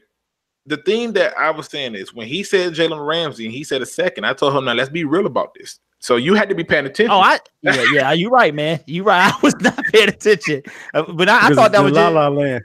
Man, I wasn't that. Can I ask you a question, Luke? I'm listening. You think Jalen Ramsey a little bit overrated? Yes, I do. Because look, I love Jalen Ramsey. He is amazing, but I'm not ever giving up a first round pick for Jalen Ramsey. I'm sorry. No, but you gotta also understand what Jalen Ramsey does. Jalen Ramsey's overratedness does something that is you can't coach this. You can't coach this. When you watch, I remember when Richard Sherman for the longest had people scared to throw on his side. Darrelle Revis really lived up to the hype of keeping one side shut down. Joshua Winslow says, love the channel, bro. Appreciate it. He also talks about Anthony Barr. Anthony Barr signed with Jets, Joshua. So we don't have a chance at Anthony Barr. God. And once we paid Flowers, that pretty much sealed the thing. Now I'm getting some information pertaining to the Jesse James contract. Okay. I'm about sick of you, Luke. I'm sick of you, man. I'm sick of you. Say Luke. Oh my goodness. What's the word, bro? All right. What's the word? It's looking like the deal is for 3 years, $28 million. Ooh, okay, it was a 3-year deal. Ooh, you did so that's I said a 3-year. That's what it's looking like. That's what's being reported. Wow. But we don't know because they got until Wednesday to officially sign this. Okay. And how much did y'all say that he was gonna get? I didn't say anything. I thought the reason. You didn't say anything. I thought the reason. Yeah, I didn't say anything I about it. At $5 to $6 million annually. That was my projection. Well, I thought the reason that they were being quiet is because they were going to pay him a lot of money, to be honest with you. Because every single thing got released, and his deal was the only one that nobody wanted to talk about. You're right. You're right. Because it was. I kept checking back. They kept it undisclosed. You know, if it was going to be some updates, and it was nothing there. I was like, "Oh, they probably paid him." That's exactly what I thought.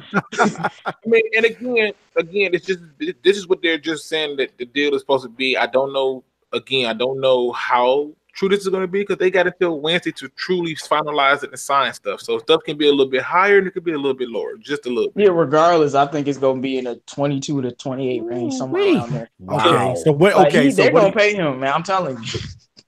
Yeah, they're gonna pay. I guess they learned a lesson from last year. They learned a lesson with the little, you know what I'm saying, the little rinky dink 2 year, you know, 2 separate type deal. So maybe they playing that hot potato with these tight ends. Yeah, you can't. Yeah. Exactly. Now listen. We've been talking free agency. All right. So we've been on top of free agency. Travis, what they say? Travis just said a lot more lackluster. Okay. All right. So we've been talking this free agency. All right. There's obviously some still free agents out there. All right. Who are y'all looking to target at this point that's left? And keep in mind, I'm going to talk about the money because you can't just throw somebody's name out there and not understand that the money. I got you, man. I know the rules now. Yeah, I know the rules. Well, before that, who would you take in a trade? Well, for me in the trade, there's only one trade that I'm pretty much interested in, and that is, truthfully, I really want them to trade with the Jacksonville Jaguars, and if at all possible, to see if they can get Calais Campbell. Even though he's a little bit older, I think he'll come cheap, and I think what Calais Campbell he brings a legitimate right defensive end, and now it makes the Trey Flowers move seem a little bit more simpler, in my opinion. Okay. Now, Daryl Richards says he's taking Zadarius Smith, you know, as a second option. So I ain't mad at that. Chandler Jones for a third rounder says beast mode. I ain't mad at that. I mean, just saying. Oh, no. That's what I would take. But again, what free agents are left that y'all are interested in? I got beast mode saying LaMarcus Joyner just signed 4 years with the Raiders, so he's off the board. Okay, nah. Go ahead. I want Tevin Coleman, man. Yeah, I want the running back now. I want the running back situation to be solidified. Now, Crimson Shadow makes a very good point and says Daryl Bevel loves his tight end. So, yeah, that's why I don't take Mr. TJ Hockenson off the board. Derrick P, man, talk to me. What do you see that's left in free agency that you want to, you know, take a look at? Guys that we already talked about, because I feel like, but I need to know how much money we have to pay these people. And I mean, what are we looking at, Luke? Because I'm looking at if you right now, I have not did all of it because the problem with the cap is those future contracts have not been included. And so that cap can be a little bit less, maybe a little bit more, depending on what they're going to pay Connor Cook and what they're going to pay everybody else that they gave future contracts to. So, you know, we should assume that it should be in a person in a reasonable price, not no big name guy that we think that would be realistic to come on the team. For me, that free agent signing is one or two people. For me, it's either AJ Kane, guard from Jacksonville, who's a free agent, or Quentin Spann, guard from the Tennessee Titans. And if not both. And the reason I say that is because I really want Frank Ragnow to get moved to center to completely shore up our offensive line and for once in our life have a legitimate offensive line that can move somebody.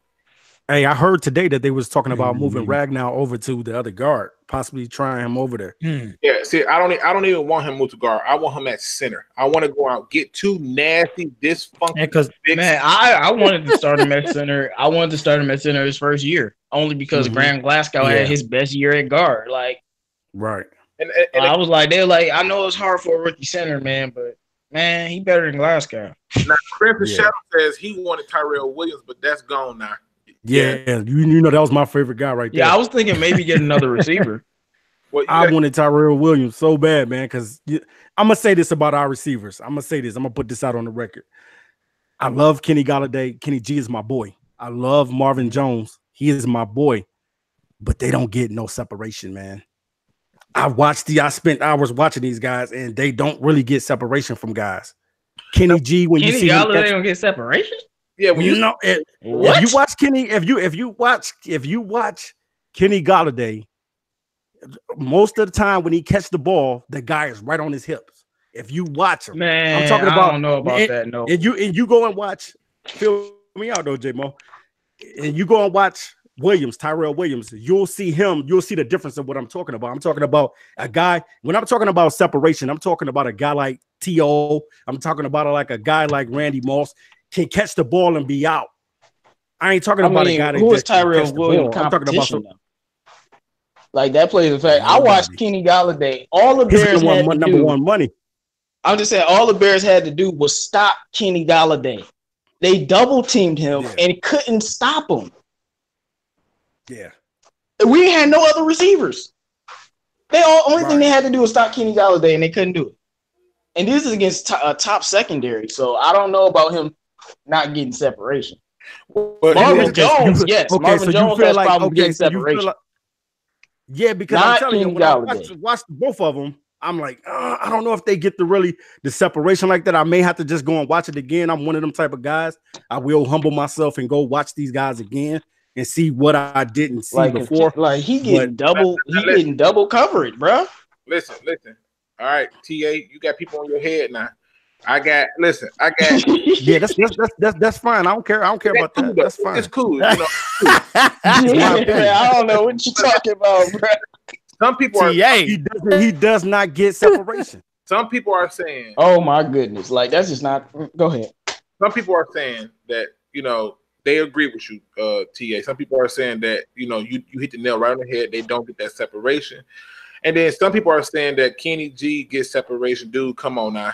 And then go back and watch the film on Kenny G, and you'll tell me if the guy ain't riding his hip just about every time he catches the ball. So let me tell you real quick. Go do your research. Hold on. I just say this, and then we can move on. I will say this, and we can move on. You know why the guys riding his hip? Because they always have the best corner on the team on Kenny Galladay. It's never the second. It's the best of the best. He's getting guarded by the best. And like I told you in the Bears game, they could not guard him. And he was getting double covered. I feel you. If that's not getting separation, I don't know what is. Okay. No, I feel you. Where you at on this, man? My opinion as it pertains to Kenny Galladay and Marvin Jones is they get separation, but majority of the time they don't have to because they just buy you every time. There are so many times. So you're saying that they do because you cut out. You said you do. Yeah, they do get separation. I've seen them get the separation, especially when it comes to certain routes, those deep routes and those routes where they're being pressed to the sideline. They are constantly adjusting and the boxing out to get separation. And I think that it's been evident in a number of games. I'm not going to act like Kenny Galladay is not getting the separation that he needs. I mean, the catches that he's making when they're being contested, that's because we're generally in the red zone or they're deep passes. So in a deep pass, the receivers to adjust to it. We didn't have this. This is what I'm saying about Kenny G. Because don't get me wrong, guys. I like Kenny G. I'm not trying to bash him. I'm just talking about what I see. I'm saying like when I'm thinking of a wide receiver, I'm thinking about Randy Moss and guys like T.O. that got separation, can catch an 80-yard pass and be out. I ain't talking about a guy I'm laughing at you. You trying to put Kenny Galladay on the level of what, the second and third greatest receiver of all time? Come on, man. No. Feel me. There's not people like Randy Moss and T.O. Let's just like. But you understand? Do you understand what I'm saying, though? Do you understand? No, I literally told you he fried the Bears and got 100 yards, and it was doubling him the whole game. That's facts. The whole game, and they couldn't stop him. J-Mo, here's what he's saying, J-Mo. Here's what he's saying. What he's saying is this. What he's saying is when he watches Kenny Galladay and he watches people like Marvin Jones and stuff, he's looking for them to create separation in a way to where Stafford can hit them on strides and can hit them in motion. And he's saying that that's not happening. Now, I will say to that, though. That's what I'm talking. That's part of Jim Bob Cooter, too, though. But part of that. That's exactly what I'm saying. And part of that, I think, is the offensive coordinator, because I refuse to say his name on this show. But part of this is that previous offensive coordinator who had the dumbest routes I had ever seen in my entire life, and he had to sit in a lot of those zones. So that's all I think there is. One of the things for me is wait a minute, hold on. Yeah, that's the only thing I'm saying. Right, and I just want to say, man, do you know Kenny? He's 6'4", runs a 4.4. It's not many people that can keep up with him. Yeah. Marvin Jones, I'll give you, he does not get separation, but Kenny Golladay is a whole different animal. But listen, again, I'm watching him fry top corners, bro.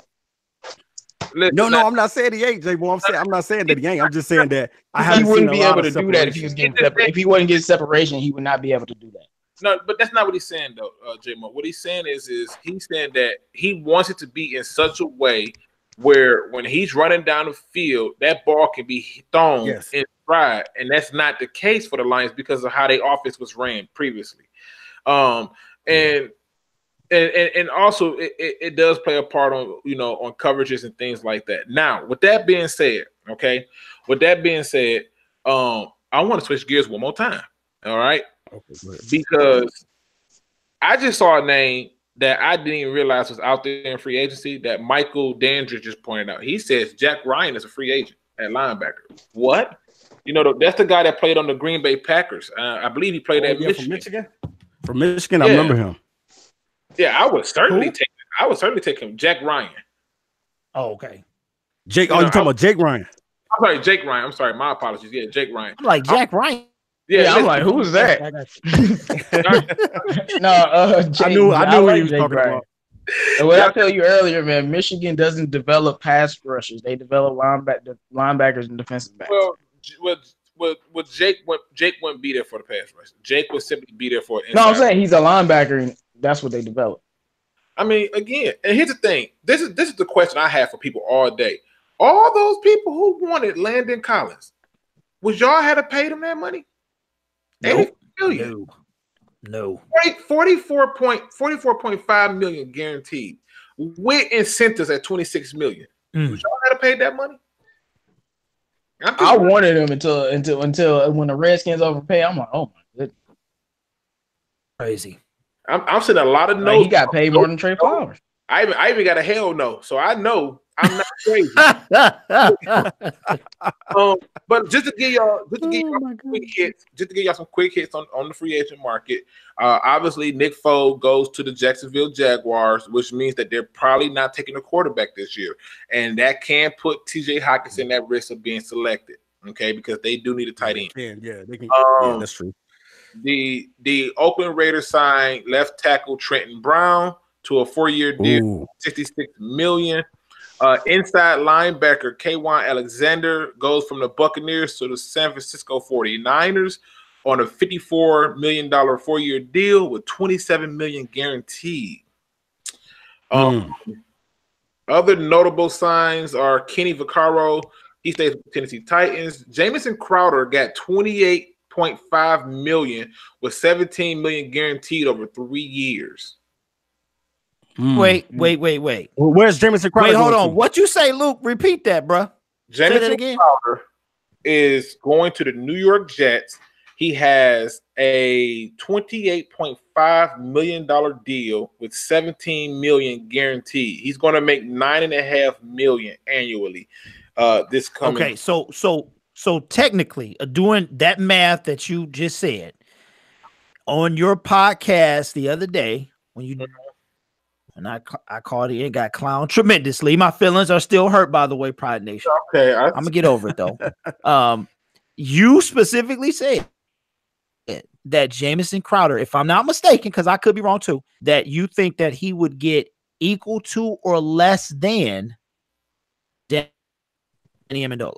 Did you say that? That is correct. Okay. And my reason for it was I felt that you can give him an incentive-laced contract because of the injury history. Okay. It looked like he got paid to me. I'm just saying. I wouldn't agree with that. Like, it did, no way. But here's what happened, though. When you get a market, and then somebody shows up and says, well, we really like your services, like the Jets did, and the Jets paid, and they overpaid because they had a bunch of. I saw something in the comments that said Brent Grimes was out there. I'm not touching Brent Grimes. I think all his wheels have been kicked, burnt, resurfaced, and then I'm just So what's up with nobody has signed Darby or Roby. Bradley Roby. I think Darby gonna stay with the Eagles.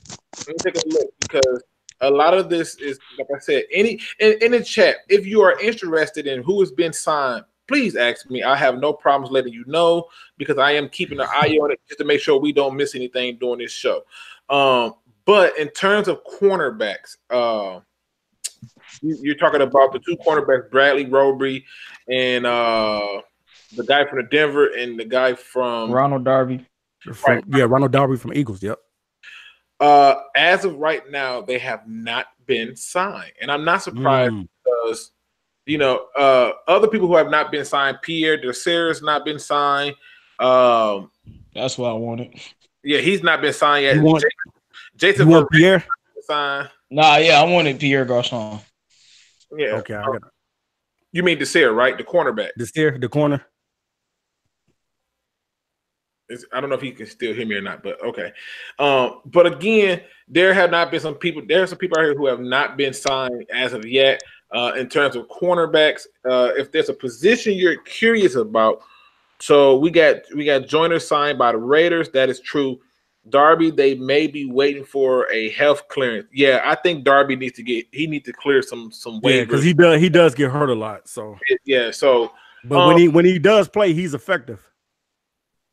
Now, Top Dog asks, where's Anza going to go, y'all? Let me tell y'all the truth. Raiders. You about to go back to wherever he came from. No, listen. No, somebody gonna pay him. Congo? Somebody is, but they don't need to. Get him out of here, man. Hey, you said he finna go to Congo? Man. He about to go to where I'm not trying to be funny, man. I'm not trying to be funny at all, but I can't believe he's number 15 on the top 100 free agents. I mean, I just you gotta understand. I mean, when he's healthy though, you can't take into account when he's hurt. That's what they do when they put those out there. Right. Now here's the thing. Okay. Healthy Ziggy Ansah is a monster. In my opinion. He's healthy, yeah, he is. He can play. I mean, okay, but when the last time he was, man? His audition year, he like a baby. Okay, let's go back to that game. Nobody can pinpoint the injury. Luke has a theory on it. But hey, y'all gonna franchise? Are you talking about the Arizona game?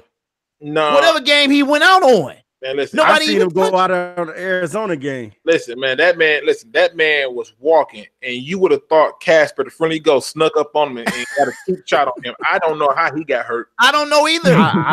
And he looked like he. Dog, when you out here fighting in the wilderness, dog, it's hard in these streets, bro. That's all I'm saying. It's hard in these like growing up in Africa ain't easy, dog. That's all I'm saying. He could have got shot in his leg somewhere, man. You could have. Lions Roar says that Anza's going to go to the 49ers, and that was going to be my pick. It has to because he's projected. He's projected to get a 4-year, $54 million deal. Man, get out of here, dude. Hey, he might go over there. Hey, he might go to the Colts. You never know.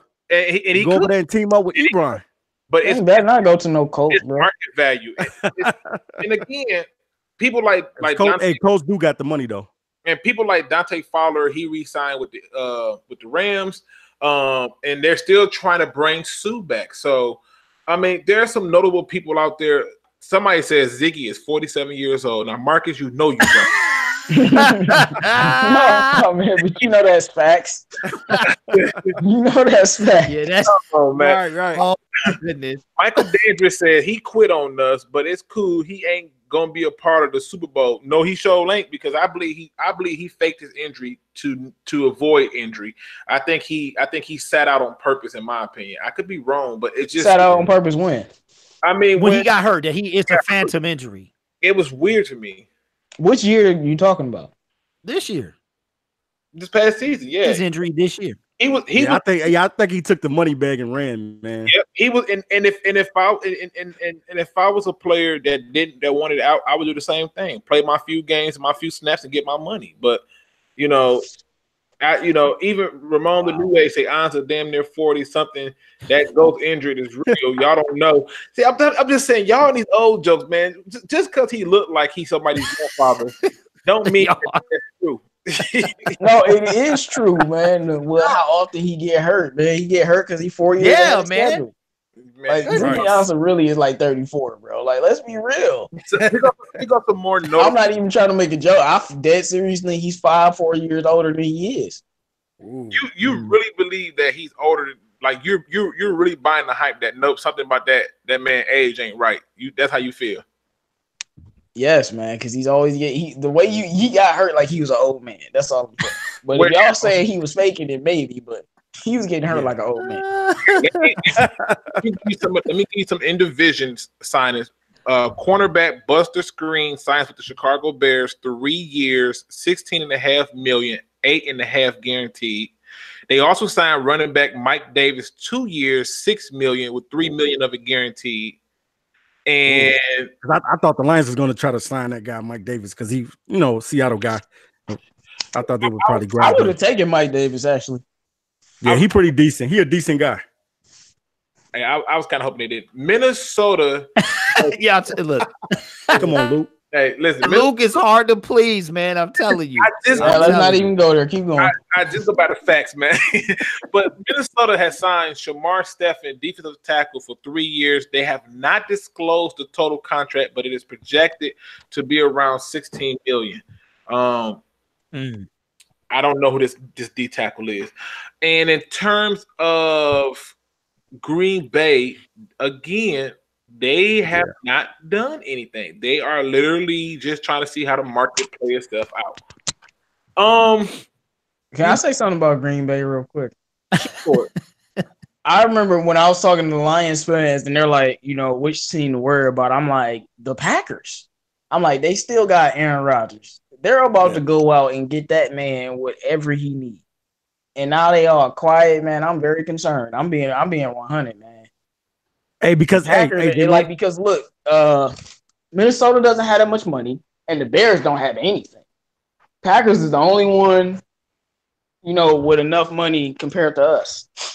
Okay, and so hey, they gonna Randall get Cobb? Aaron Rodgers some weapons. They gonna get him whatever he needs, man. I've seen them do this before. And a big blockbuster trade, I can see them with like an Odell or something terrible that we don't want to have. Listen, man. I don't even mean to go off subject, but I just love my man's name. His name is Soggy Milk. How in the hell you know why, man? Because people don't, when they create YouTube channels, man, they really don't think about they don't care what they name, man. Hey, Soggy Milk. I mean, we done seen some of everything. Soggy Milk, what up, though, and welcome to the show, man. I absolutely love it, Soggy. I think that's dope. I mean, I don't even know how milk gets soggy. I mean, that's like how water gets wet. But at the same time, I somehow love it. What he says is, Steelers tight end is a win that we got. So I ain't mad at you, bro. I also see that he says, let me scroll down a little bit. Soggy milk. I mean, that's what he came with, though. But what do y'all think what I said about Green Bay, though? I think in terms of Green Bay, this is my view. They might take a receiver. Green Bay is in a real delicate position right now. New head coach. They still got the same quarterback who somehow seems to have issues with everybody. And in my opinion, I hope that this function continues on. And I wish that they would have went out and got Antonio Brown so they could have just destroyed their whole entire cap. That's just he like a symbiote. Yeah, I do think Rodgers has lost a step, but I can't. He still could be dangerous. I just feel like the Minnesota and the Bears are not going to be much better than they were the year before. Yeah, I think J-Mo, the Bears still got that defense though. We can't. No, the Bears' schedule is tough though. Now listen. I got a question in here, and again, everybody who's in the chat, please look at the description of this video. I do have Derrick P. Field's channel link in my description. I also have the link to Noble Sports Entertainment by TA in my description. I have not added JMO's 313 link yet, but I can do it later and add it to the description. That's who you're talking to. But here's a question that Rosario Rodriguez posed. What would happen if the Detroit Lions won the Super Bowl? And now I'm just going to tell you right now, this is you probably asked the best person this question. I want you to go and find a bum shelter. Make sure you stock up on all your food, okay? Right. Because nuclear holocaust just happened around here. You understand me? I remember when the Pistons beat the Bulls. It sounded like a war zone. It was gunshots everywhere. People was shooting fireworks. I saw a dude run down the street naked when that happened. With some hot sauce in his hand. No, I expect the whole city to burn down, bro. Like, I don't even want to be in Detroit when I watch the game because I might go out of state, bro. Like, man, look, who is this dude? Okay, we're gonna be a roll somewhere. listen, Crimson Shadow, that's my dude right there. He said Detroit would be the purge if we win. He said Detroit would be the purge if we win. Wow, listen, it would be, bro. That's crazy, Crimson. Like, I was thinking the same thing, man. Think of all the 50-year-olds that ain't never seen nothing happen in Detroit, bro. They gonna be reckless, dog. Here's the thing. He on me? Huh? Just won. I ain't seen this in 50 years. J-Mo, you local, right? You still local? Yeah. Local, TA, he I'm from gonna fly here. in, baby. I'm flying in. And when they listen for the Super Bowl, man, I'm not lying. Listen, y'all this past February 3rd, I told Luke this.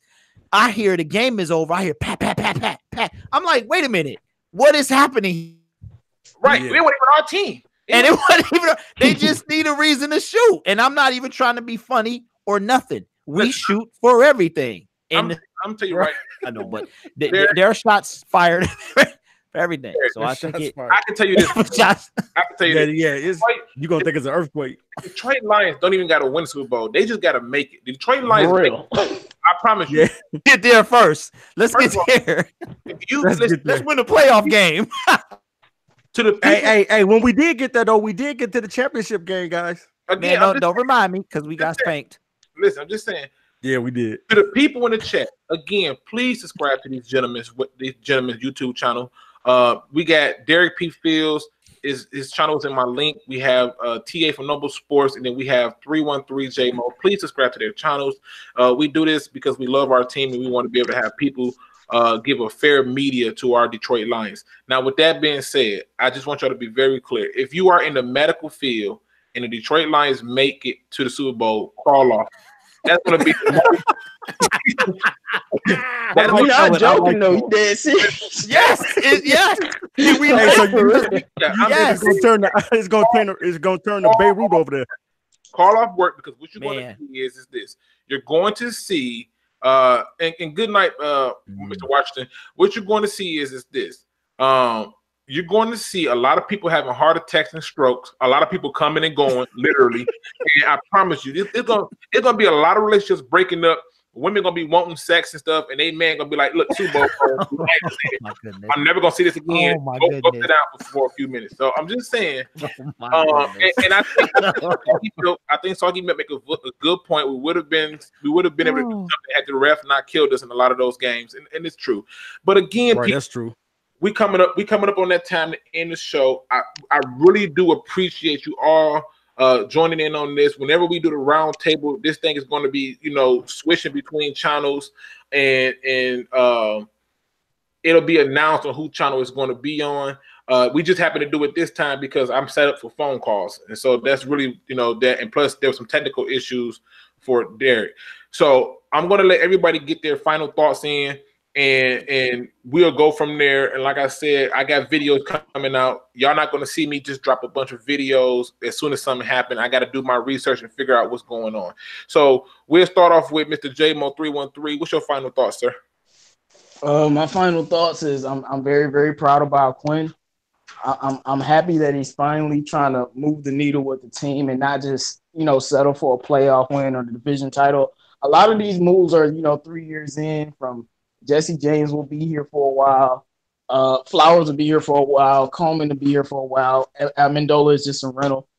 I love the signings, and now I'm very, very excited for the draft and actually not worried about the draft because I feel like we had a lot of concerns because we didn't really know what was happening. We didn't really know what direction the team was going to go in. Now it's much clearer. We have, it's going to be cornerback, linebacker, tight end, O-line, and now we know. That's all I gotta say. Okay, and TA. Wow, man! Luke. First off, man, we were supposed to finish the grades on what grade we were supposed to give these guys. You know what? You know what? You're right. I do apologize about that. So we got to do that first. Get your final. We do the grades quick. For me, based on the signings that they got, the fact that they got Jesse James made it a C+ for me. The Amendola contract I don't like, and I'm not a fan of Trey Flowers contract. So a C+ for me. C+ for you. Okay. I'll do it individually. Amendola is like a D. I can't stand that pick. Well, I would give Trey Flowers a B. Jesse James, I would give that a B+, and Coleman, I would give that a B as well. So it's like an overall B- type of grade. I did not want Danny Amendola. Now listen, my bad. So I took a call at the last minute. I want to give him a chance.